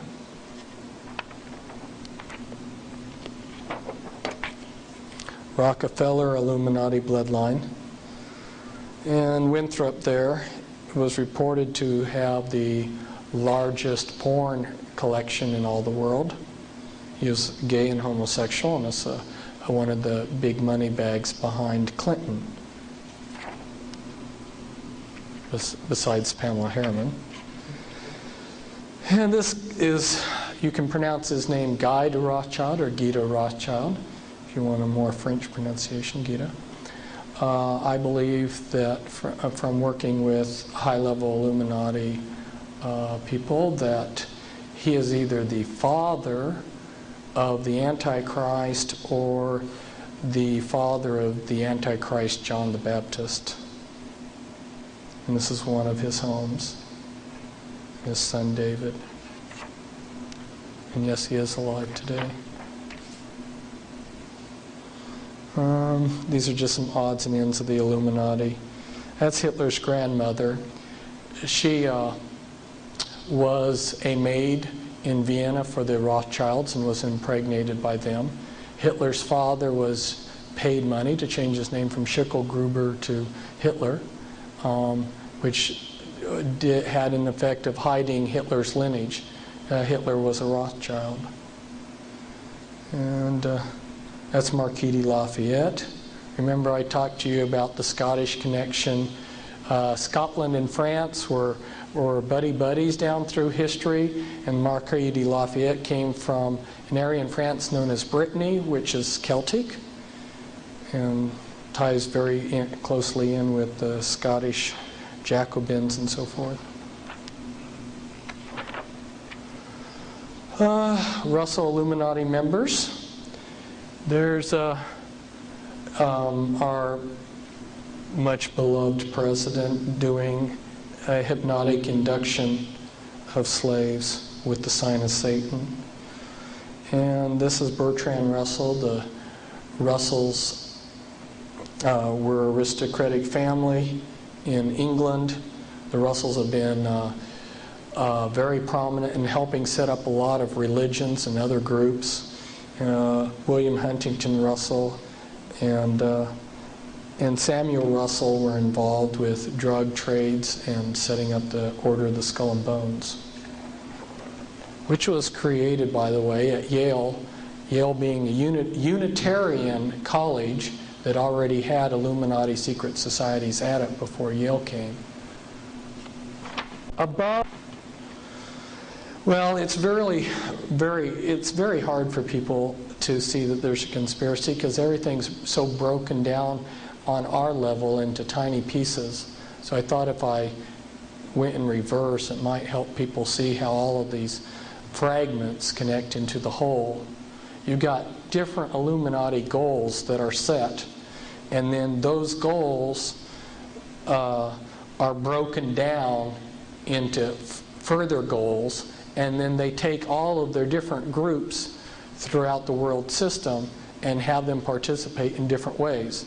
So like, let's say the objective is Illuminati authority. Okay, A, know everything about people, Big Brother. So they've got 9 beast computers which are tracking all people. People are tracked from the cradle to the grave.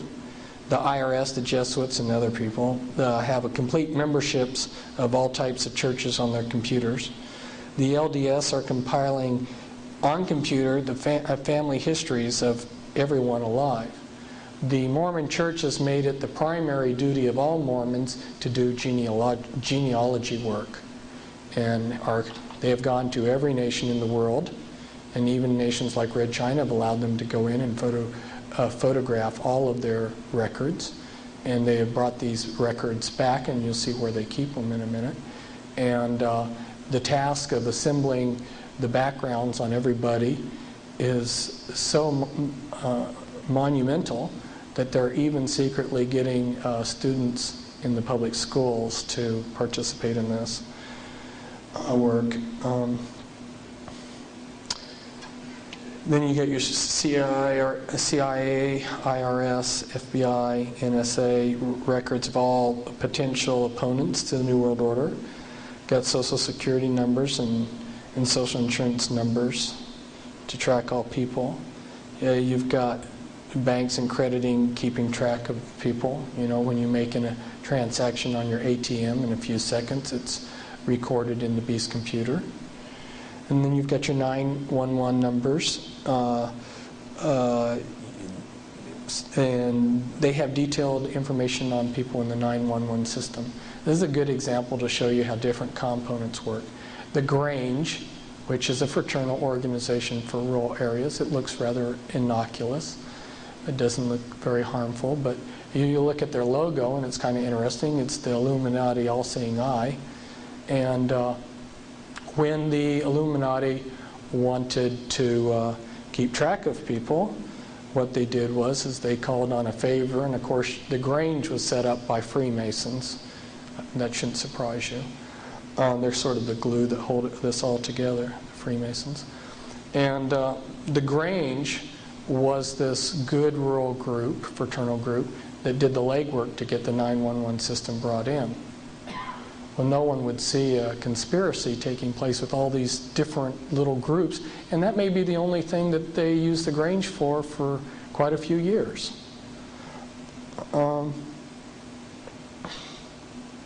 What's strange about that? I mean, what's negative about that? In the 911 system, they can record anything, and they do, about you. What you like for breakfast. You know, what kind of clothes you wear. Anything can be put into the 911 system. There is no criteria on relevancy, anything. It's a nice way for Big Brother to accumulate on computer all that they would want. And then you've got them monitoring most mail opening operations, and most phone conversations are recorded. I say most there. That's an understatement. All electronic communication in this country is monitored. And that's by the National Security Agency. And that's a big subject in itself, but it came out in the 1960s that they were doing this in the paper, but they stick these little things in the back of the paper in little articles and then choose to ignore the significance of them for the rest of the years, and people forget about them. But during the Israeli-Arab War in 1967, to give you an example of the military capabilities of the world system, they had voice prints of every Israeli officer and every Arab officer too. And if you can imagine, when a war's going on, you've got all these people with walkie-talkies and radios and everything, and an American spy ship is off the coast of Israel, and it's picking up all of these thousands of signals, and it's just a spaghetti mix of signals. Their computers can take and unscramble all of these signals, tell where they come from, and because they have every officer's voice print, they can know via the computer who's talking. So they knew during the entire war where every Israeli and Arab unit was, because they knew the officers that went to those units, and if they got a transmission from such and such geographic site, they knew that that officer's unit was there. And you can trust me that they have people like myself, my voice print.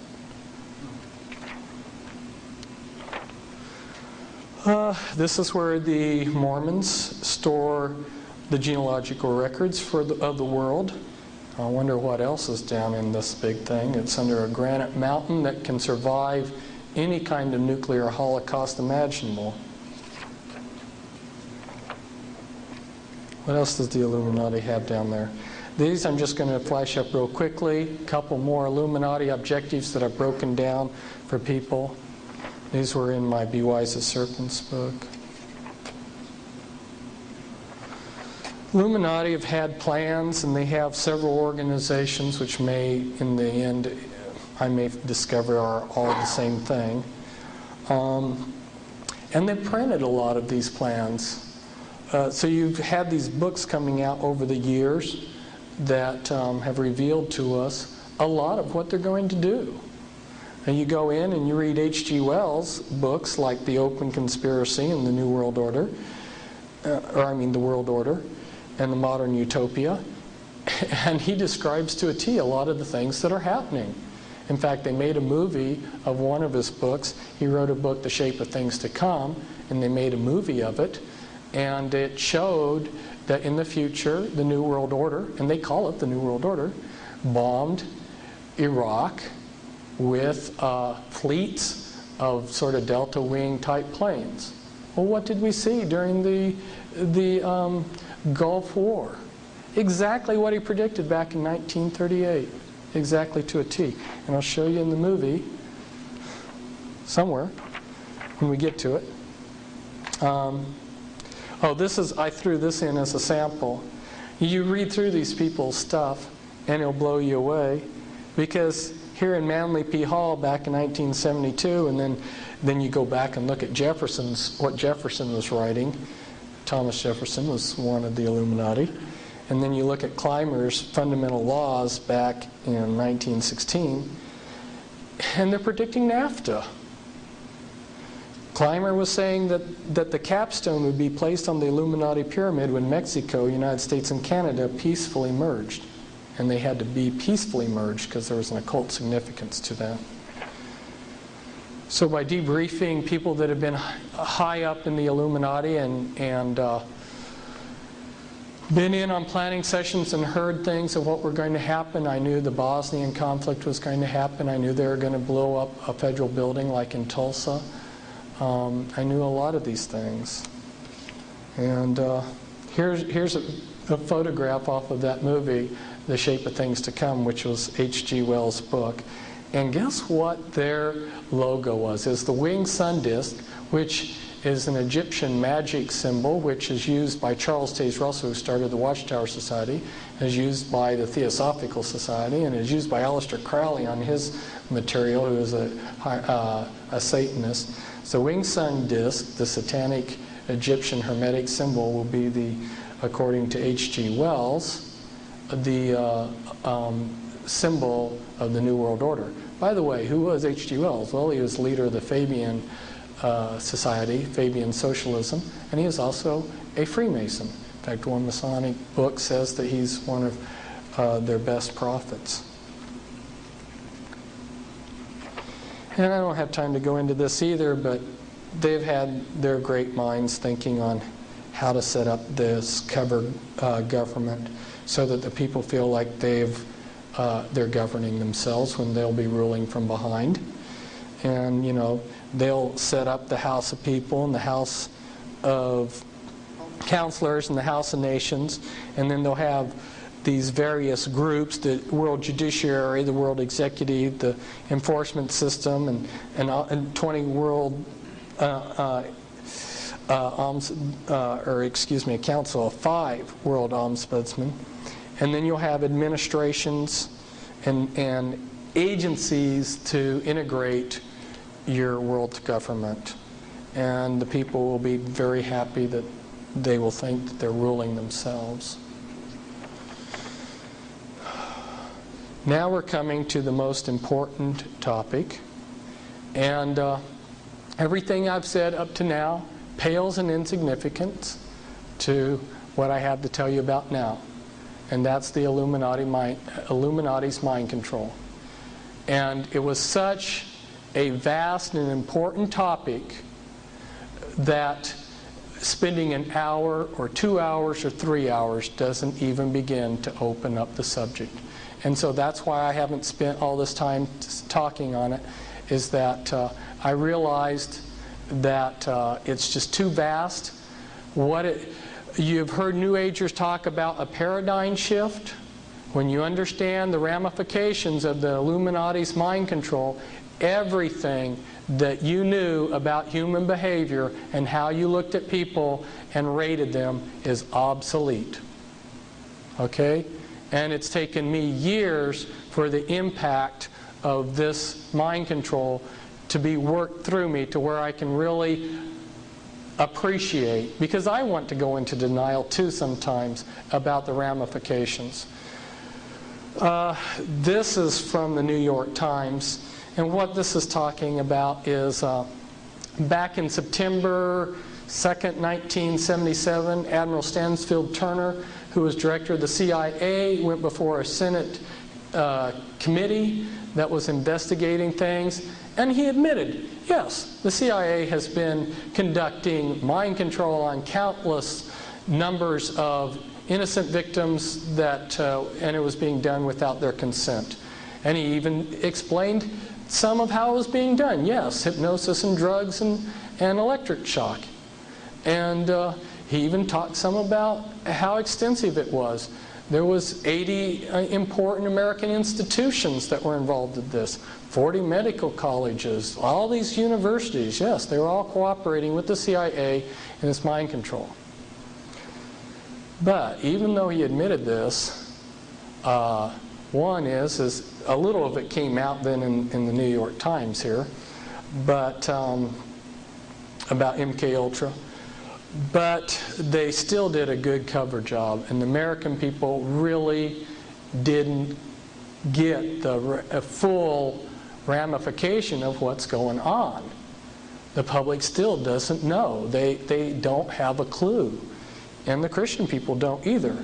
And until people understand how they're doing this mind control, you're wasting your time to create an organization to fight the New World Order, because they'll be infiltrated, and Satan will take what you're doing for good and deflect it for evil. Here in one of the programmers, Dr. Lewis Jolly, he's called Jolly West, they're mentioning him here as one of the CIA's known programmers in this. Well, books have been coming out I started exposing the Illuminati's mind control with trepidation back in 91. And in 92 I came out with a monograph on it. And then last year I came out with a book, which is a guidebook, an illustrated guidebook. And then this year I came out with a full-blown expose, which is volume 2. And it's the Illuminati formula used to create an undetectable, total mind-controlled slave. Why did I have such a long title? Because it is totally undetectable when it is functioning correctly, and it is total. It controls the person's entire mind and their body. It is a group package. The reason that this mind control is so powerful is because they have taken every possible type of mind control and combined it in an extremely sophisticated package. So if you listen to these CIA people, they'll sit there and they'll say, well, yeah, we tried doing this type of mind control, but it only worked in like 60% of the cases. And so we couldn't do it, we couldn't use it. We tried this, and behavior modification only works in a certain percentage, Well, what they're not telling you is if you take this method, which works 60% of the time, and this method, which works 60% of the time, and this method, which works 70% of the time, on down the line, and combine a sophisticated group package, you lock someone in totally. Now, one of the elements of this mind control is to create programmed multiple personalities. This person here is my co-author, and these are pictures taken within a short period of time. Here you're looking at one of her front altars, and this was an altar that was created to be what we would call like a madame. And this is one of the sexual altars that shows the abuse, a squinting eye. An altar is an alter personality. We'll explain that a little bit later. And then this is a very talented sexual alter. She likes this picture because it's got a mirror image. They use a lot of mirror images in the programming. And she was programmed to see herself as a cat. There's a lot of dehumanization done in the monarch programming. What they do is they work off of the principle that the mind is a supercomputer. You've heard that analogy made before. And just like what they had to do to make computers worthwhile, they had to learn how to section off memory so that it can't be touched. Like when you reboot your computer, it's being rebooted by memory that you can't touch. Well, the way to do that with the mind is amnesia walls. The Illuminati learned, the mystery religions learned centuries ago that through trauma, the mind will protect itself from that trauma by building an amnesia wall around it. In war, it's called post-traumatic stress syndrome. And if you have a soldier that, like let's say his buddy is blown to bits right in front of him, he may totally black out that part of his if you put a timeline, well then that particular event in time has amnesia walls around it. Okay, so through the most horrendous traumas that they can imagine, because the worse the trauma, the better it works, right? The better the amnesia wall. So through a horrendous series of traumas, they shatter these people's minds up with amnesia walls, and then they know how to go in and find those little pieces of the mind, and then they build upon those pieces. They build whatever they want, because those little pieces of the mind don't know anything except what they're shown. They only hold the body when their hypnotic cue to pull them to the front is given, unless they're a front altar. So they will break a person's mind. A common Illuminati model might have like 10,000 personalities. A horrendous amount of torture. An unbelievable amount of torture their entire lives. And Ronald Reagan, who people think of as a good guy, he had his share of monarch slaves to service him. The type of things that they used monarch slaves for. He felt like, as President of the United States, it was below his dignity to get up and go to the restroom. He used a monarch slave as a urinal in the evenings. That's just giving you a little clue as as to the types of uses for these monarch slaves. They're not used for legitimate purposes. They're used for the most ghastly, nefarious things, and they can get the slave to do anything they want. Now, what's been going on hasn't been kept totally secret, but when people like myself started exposing it, they came back with a really vicious counterattack. It's the False Memory Syndrome Foundation, headquartered out of Philadelphia. I know these people. They're abusers themselves, pedophiles, and programmed people themselves.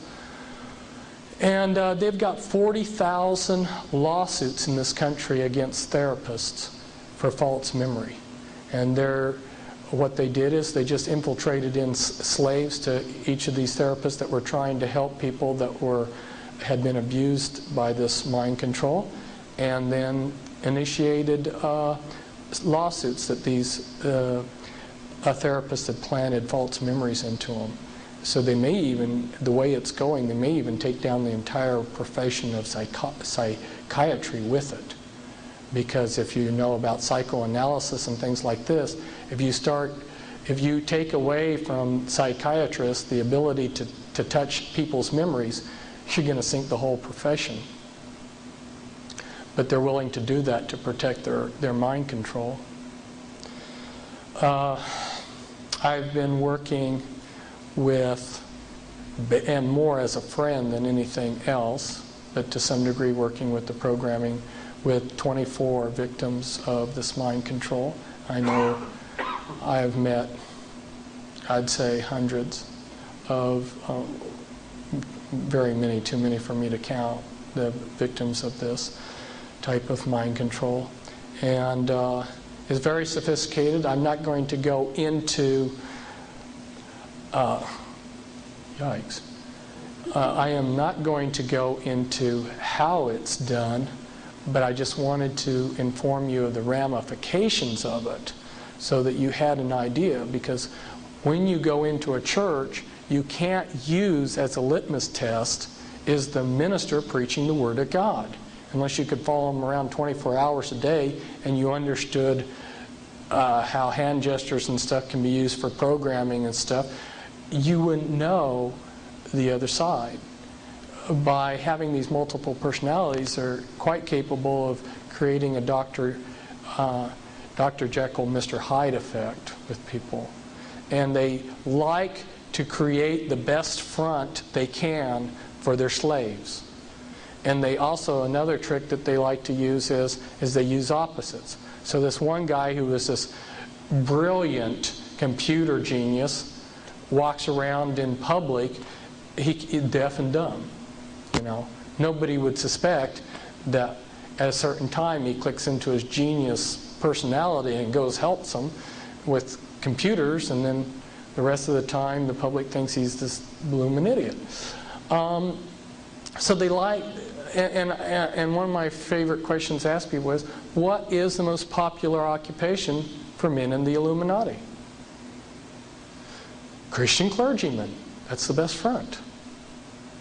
Some of our most famous and beloved clergymen are multiples, have multiple personality. They like to create the best front. The best front for assassinations would, of course, be where? You're wanting to cover someone who's been programmed to be an assassin? The Amish, because everybody knows they're world famous as pacifists. In fact, I was Amish for a number of years. I used to be Amish. Drove horse and buggy. If they wanted to use an Amishman as an assassin, and he spent a lifetime of being programmed, and then they through their cues and their triggers, they set off a program that's been pre-programmed into the person. These people are just like human computers. And the Amishman will leave his farm and travel for some ostensible reason. Maybe he's going to visit Freundschaft, that's relatives, in another state. And then while he's traveling, maybe he goes into a restroom. And in that restroom, a series of things click in his mind as he switches through various personalities in a systematic way. And he eventually switches into the correct altar that they want. And that altar carries out his assigned assassination task. Then, as programmed, switches back into his Amishman personality and goes to his relatives and then goes back home. And all he knows, all his front personalities know, is that he went on a trip to visit his relatives. And when he gets back, and these are called wet ops by them. Wet ops means blood's going to run, or black ops. And they got their own terminology and lingo for all of this. And when he gets back, at some point, there'll be a team that debriefs him. They'll have a programmer, and they'll have a lie detector, somebody running a lie detector and someone else. And they'll run them through 3 times to make sure they get the truth of what happened. And when they're satisfied they got the truth, they'll let this Amish boy go back to his Amish farm. So there's a lot going on. And I see it all around, and I know what's going on. And you really, if you're wanting to know, you need to get the Volume 2 book. Because there's just so much to tell you that I can't begin to do it. But one of the programming places, Bethesda, Maryland, the hospital there, this comes from it. This is showing brain scans of people that are multiples. And it's showing that somebody who pretends to be different personalities has a different brain than somebody who shifts from different personality to different personality. A person with multiple personality disorder has a different brain. It's actually physically different after all the traumas and amnesia walls and programming. This is me. This is a place of fine arts, Palace of Fine Arts in San Francisco, right next to the Presidio, which is used by the Illuminati for rituals. And I'm showing you one of the programming sites on the West Coast, the Presidio tree that was used for programming, Fort Point used for programming. You'll look at the 6th Army logo. It's a hexagram with the Satanic Anarchy A in it. If you understand some of the leadership in the 6th Army, Colonel Michael Aquino, who's the head of the Temple of Set, and about a dozen other high-ranking officers who were Satanists in the 6th Army. It's no wonder that their logo's a satanic hexagram, is it? Ever wondered why the Rockefellers' Texaco has a pentagram in a circle with the Ankh? These are some more pictures of, this was the church at the Presidio was used for Illuminati rituals. Alcatraz was used for rituals and programming. That's taken from the Presidio. That's mule barns in the Presidio, which were used for programming. Tavistock Clinic in England, another programming site. A couple of the programmers, Michael Aquino, who happens to be the son of Betty Ford, and his wife Lilith Sinclair. And if you look at where immigration is coming from, the top 6 countries, look, Soviet Union is 2nd, China 3rd, Vietnam 6th. These are all countries that are doing mind control programming. How many Spetsnaz agents have been infiltrated into this country? How many mind control people have come in? Oh boy, that's enough to blow my mind. And the surprise today, the surprise ending that I promised you, these are taken from American magazines, and you may have to do a double take. It's real easy to see it on the originals. It may not be quite so easy to see it on the transparencies. Reptilian eyes. Did I get that right? Yeah. All of these pictures out of American magazines, reptilian eyes.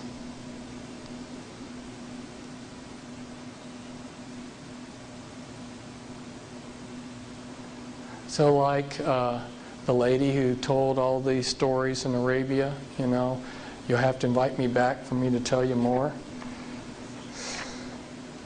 Reptilian eyes. Can you see it? You see what I'm saying? Look up here. Look up here at there. Do you see how the eyes are reptilian?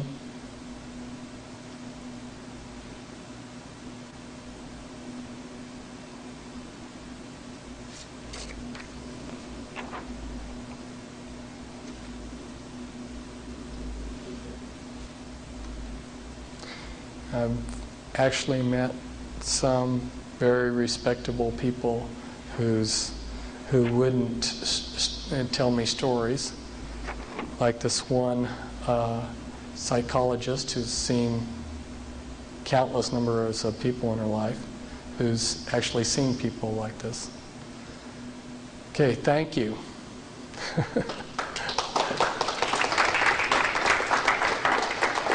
And one last thing, you know, we're leaving, we're going our separate ways and everything, but I just want to let you know I'm still alive. I haven't gone off the face of the earth. If you want to write me, contact me, call me, you know, I'm there. So I wish you the best. You want to take any questions, Chris? Yeah, questions. Now that I've wore you out. Repeat the question too afterwards. Okay. How did they get the reptilian eyes? She asked, how did they get reptilian eyes? I wasn't going to talk about this subject, but I don't have final answers on some of these things. I can give you tentative answers.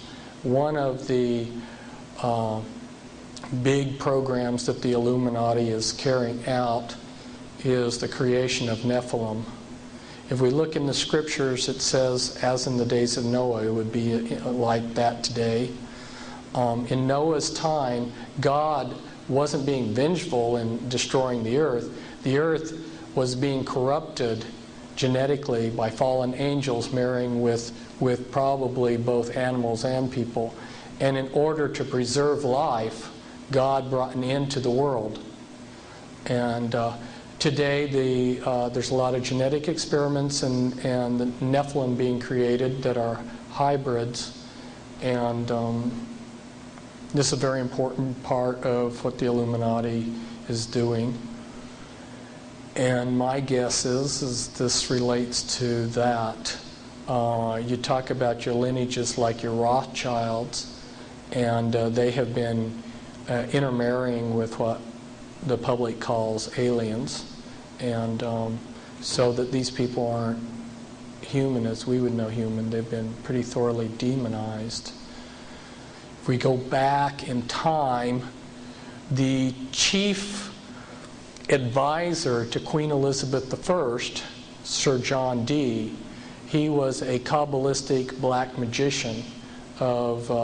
He had gone to the continent and learned from the top Jewish Kabbalists black magic, and he was the chief advisor in the British Empire, and he created Enochian magic and the Enochian language, which the Illuminati, which are hiding behind the Jehovah's Witness headquarters, they use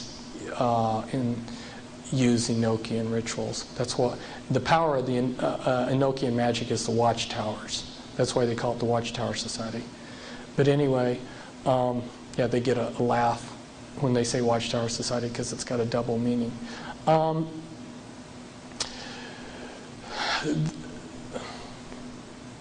sidetracked here. Sir John Dee conjured up demons or angels, okay, with his black magic. The beings that he conjured up, there were pictures drawn of them, and they look identical to what we call gray aliens. Okay, I tell you something. And then I visit with debriefing people that came out of high levels of the Illuminati, and these different types of aliens are participating in Illuminati rituals. I could go on. The bottom line is I have concluded that there are no good aliens. The aliens are demons, and we've got a mixture going on of demons and flesh and blood, and we've also got other genetic experiments. Yes? You mentioned organized crime with Federal Express. Is there any kind of tie like that to UPS? She says I mentioned organized crime with UPS. With Federal Express. Is there any connection with UPS? I think there was a little misunderstanding there. I was talking about the Federal Reserve is not a private company. And some people see Federal Express trucks and they think that they're government, it's a government mail service. And I was just mentioning that the Rothschilds own Federal Express. It's a private government. But they have the power. See, if an individual like me tried to start a company, Federal Express, using red, white, and blue on my trucks, the government would come in and say, no, that's ours. You're infringing on our territory. People are going to mistake this for something as the government, but the Rothschilds can do it and get away with it. As far as UPS and all of your big corporations tie in.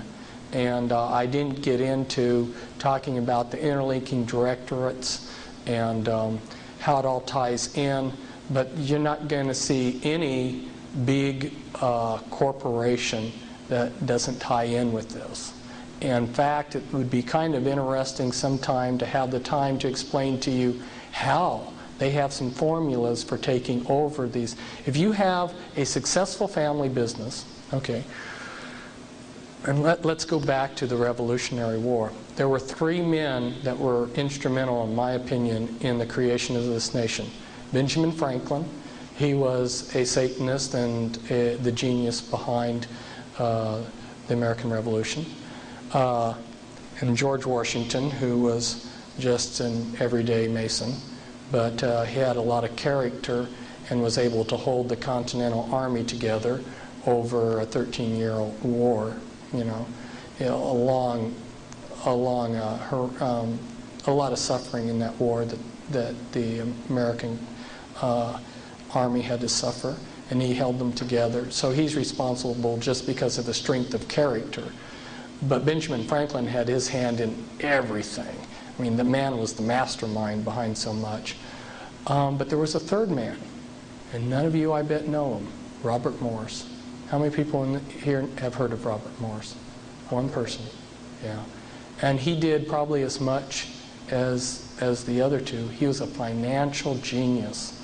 And he wheeled and dealed and managed to keep the Americans supplied.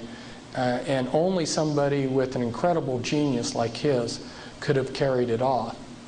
But he wasn't part of the mystery religions. He wasn't a Freemason. So after the Revolutionary War, they took him down, and he ended up in prison. He ended up in debtor's prison. So if you look at what they did to him, what they do is they'll take family-owned businesses and they'll promise you the moon. They'll say, hey, you got this great business? We'll make it even better. We'll loan you all this money. And they'll get a person in over their head, and then wham, before you know it, they're running it. So they got some specific tactics that they use when they see anybody like Howard Hughes or Robert Morris, who's a genius, who's going to make it. They step in with their tried and true tactics. That's why I want to get out there and talk to people, because people started noticing that they just keep doing the same things over again, these tried and true tactics. Then maybe somebody might sidestep them for once. Do you fear for your life? No. Just wondered. Oh, I'm supposed to say the question over the mic. I was asked if I fear for my life. No. That's the short answer of it.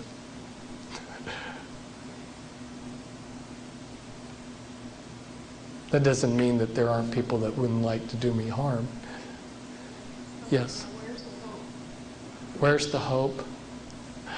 Did that get lost somewhere back there in the beginning? Oh boy.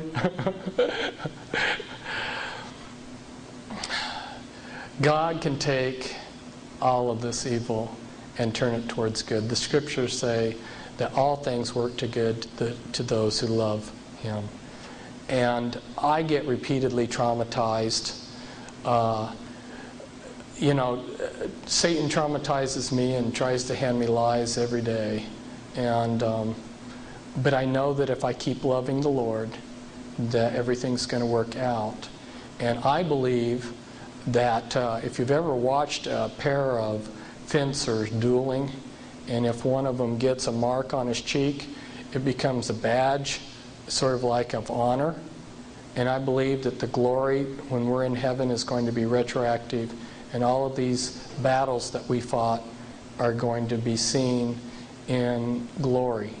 The glory is going to be retroactive. And I believe when I'm in heaven, I'm going to say I was always in heaven.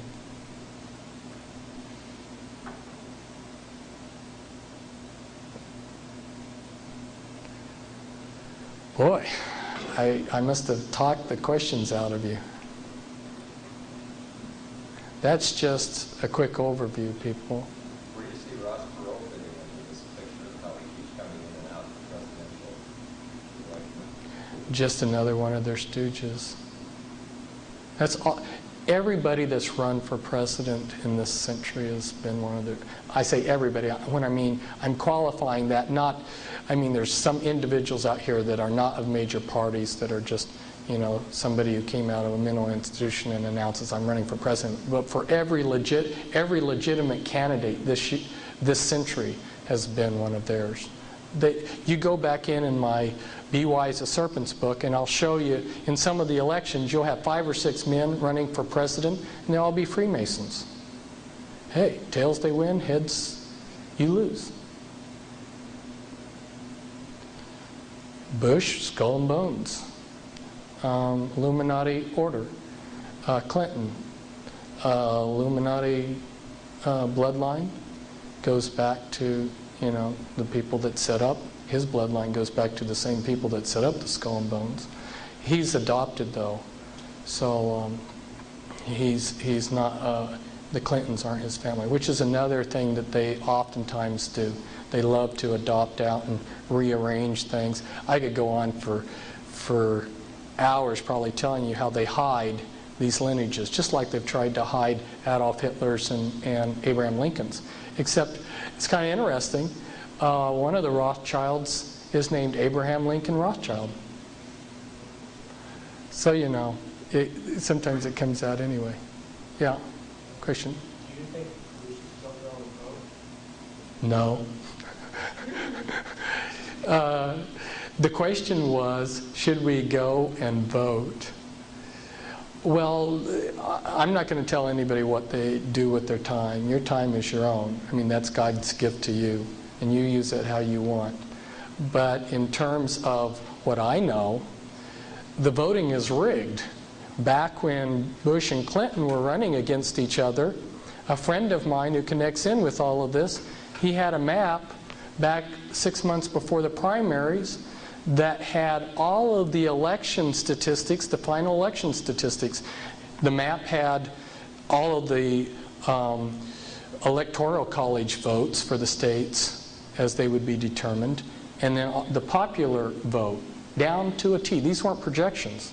They were the final figures. It was long before the primaries. And then I knew from my Illuminati sources that they wanted George Bush in as president again when he ran against Clinton. And then I made them, I guess you could say, the mistake of printing that in my newsletter that the Illuminati wanted Bush reelected, and that, of course, what they want, they'll get. But then I noticed in August that they changed their mind. And so then I wrote a little paragraph in my newsletter. They changed their mind, but nobody read my other paragraph. They just remembered the first thing that I'd said. So now there's a certain set of people out there that are convinced I'm a false prophet. So I tend to like to back away from talking about the Illuminati's plans because they do change them. But the voting's all rigged. And there's a good book, Vote Scam, by the Collier brothers. And I guess a lot of you probably read it already, so it's not even news anymore. Okay, question. You said about the Oklahoma bombing, that this was all planned. Do you know of any, have you heard of anything else that might be planned? Oh, anything else? Yeah. Well, in relationship to Atlanta, they wanted to test martial law being brought in on the American people in the Atlanta area. And so they were going to create several acts of terrorism so that they could bring in a localized or regionalized martial law in that area to see how the American people would respond. And so that's something that's happening recently. Now again, some of these predictions I have to be kind of careful talking about them to people, because like back in 1992, I said that, when the banking laws were going to change, there were going to be all these banks fold. Well, they did, but they didn't announce them on the radios. And, you just saw banks changing names. And so again, people were telling me, well, Fritz, you're, blah, blah, blah, blah. Well, fine. It's, people don't have the eyes to see what's going on. And I don't like to be in the position of saying what's going to happen in the future, because I believe that nothing's cast in stone. There's nothing that definitely says that in the year 2000 we're going to have the Antichrist. Henry Kissinger kind of backed that up. I was watching him one day and he said, we are going to have a new world order. We either have it in this generation or the next generation, but we will have one. But see, he was showing that they're at least beginning to think that, hey, maybe, it isn't going to click. And see, Satan's double-binded. Talk about the hope again, okay? This is another aspect of the hope part of it. Satan is trying to imitate God by being omniscient and omnipotent, but he isn't. So he does that through technology, and like to be the all-seeing eye, he has spy satellites in the sky and people on the ground that are spying, and computers. So he's trying to use this vast array, this big mechanism in this world system to control everything, so he seems godlike and all-powerful. Well, people like me are throwing sand in that equipment. It doesn't take a whole lot of sand in a piece of equipment to slow it down or bring it to a halt. He is double-binded, and the double bind that Satan's in is this. At some point, God's going to say, you can have it, Satan, run the world. Now, he's got to get all of his ducks and all of this intricate equipment lined up running smoothly and perfectly, or he's not going to run, the New World Order's not going to run for him. So he's double-binded, and he's not telling his minions, his slaves out there, how things aren't coming into line. And there's some pretty powerful people out there that are doing things on our behalf. I don't know if you heard about the Renegade Computer Group with the Cray computers. You did, good. Did you hear about, let's see, what was something, did you hear about the Freemen being freed? The Freemen got what they wanted. The Freemen, that they had this long standoff. They got what they wanted, which was a court that was not part of the corrupt American judicial system, but was set up common law venue. And they got that and got free. Got exactly what they wanted. About it, the newspapers aren't going to tell you anything.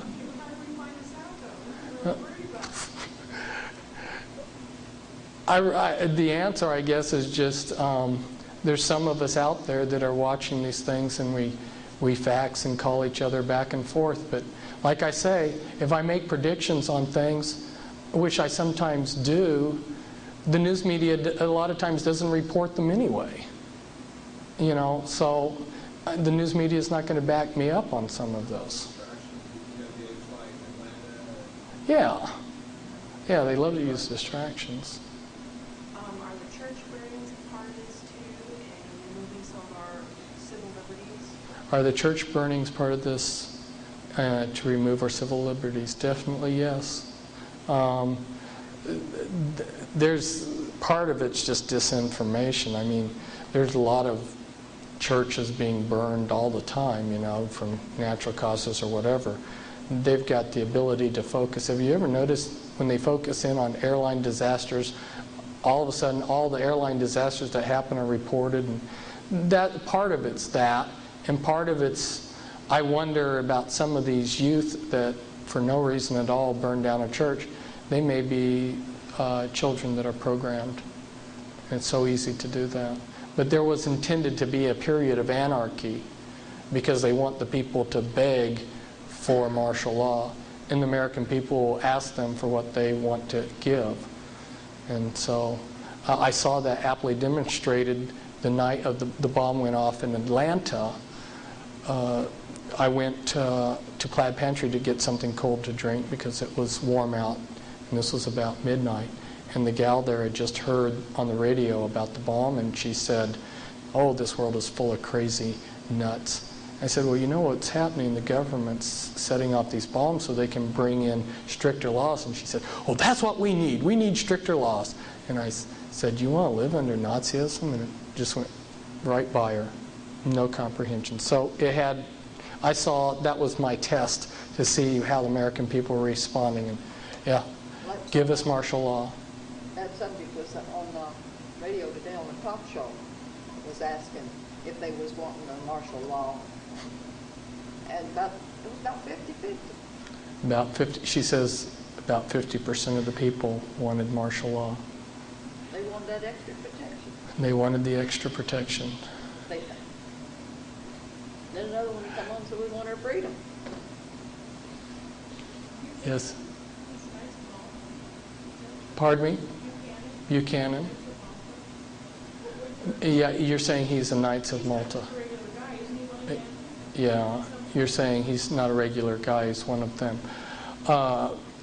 Yeah, the National Council, what is that, NCC? That ultra-conservative Christian group that Buchanan's, the 5 people underneath him in his campaign are from the NCC, which is a National Christian Coalition. Yeah. It's controlled opposition. If you look at who they are and what they're doing, it's controlled opposition. The Illuminati sets up their own opposition. If you go back and look in World War II, there's a book put out by an intelligence operative who uses a pseudonym. His name's Nigel West. And it's on MI5, which is British intelligence.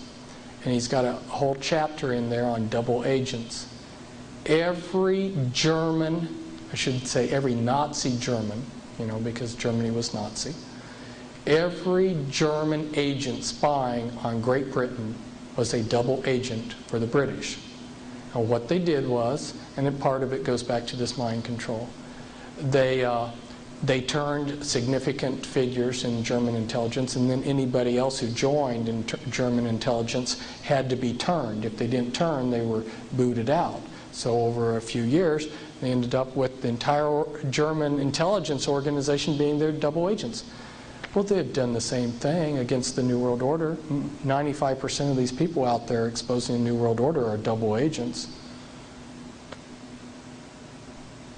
I remember Pat Robertson writing his book, Illuminati. His dad was head of the Senate Committee on Banking. You better know that these Illuminati bankers, a lot of them are Jewish and a lot of them are Freemasons. You know that touching their money is a real sore spot for them. And so they're going to have their person in that key position in the Senate. And that was the father of Pat Robertson. And Illuminati set him up in ministry. And then he comes out with this book, The New World Order, which he didn't even write, and I don't even think he read it. And if you look in that, in one chapter it says the Masons are part of this plot to bring in a New World Order, and then the next chapter it promotes George Bush's candidacy for president, and he's a 33rd degree Freemason. So, Well, who's going to be our next president? boy, Doesn't matter. yeah, that's true. Well, Clinton's only hanging by a thread because they got the goods on him. And our side, the people that are taking these, 67 congressmen have had to resign because of these renegade intelligence operatives that are exposing them. And Clinton may be down the list. And Bob Dole, he's been receiving a lot of money. If financing up to now is any indication of who they want, you know, Bob Dole may have a chance. But again, he's another one of their flunkies. I've taken so much of your time. Thank you very much. Thanks. Should let you go now. Maybe you can have me back later. Well, I want to ask you, what are some of the most obvious signs of recognizing a New Age person?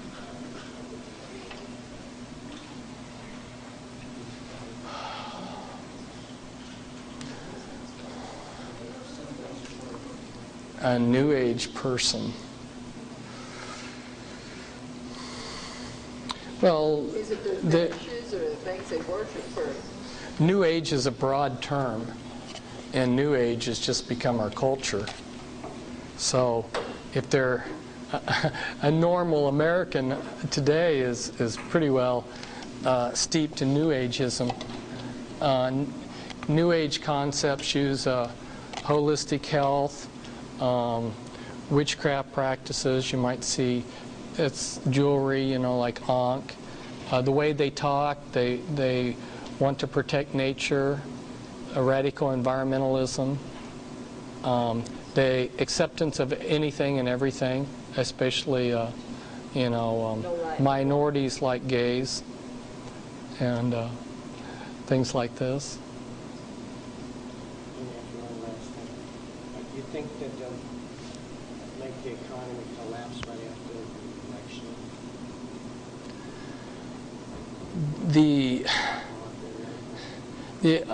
The only thing I can say is you know, there's some pretty respectable people on their side of things that are saying that it's going to collapse soon. But I've been watching the economy since Carter administration, and I've been yo-yoed back and forth so many times that this was the final crash, you know, like Black Saturday, you know, and I thought, well, back, what was that, in 1987, yeah, exactly. I thought, well, this is it, it's going, you know, but it didn't. So right now I've just gotten to the point that when they want it to go, they'll let it. I'm surprised it's lasted this long. Or they'll have to bring in another war to bring it in. It's ready to fall. There isn't a whole lot. You know, Well, we know that there'll be anarchy on the earth, you know, before the one world order comes into place. yeah, They'll use that so they can come in and take over. yeah. I just got a feeling it'll be really soon. Right after the election, maybe a year or two down the road. I just want to take it with you. So, got a high likelihood.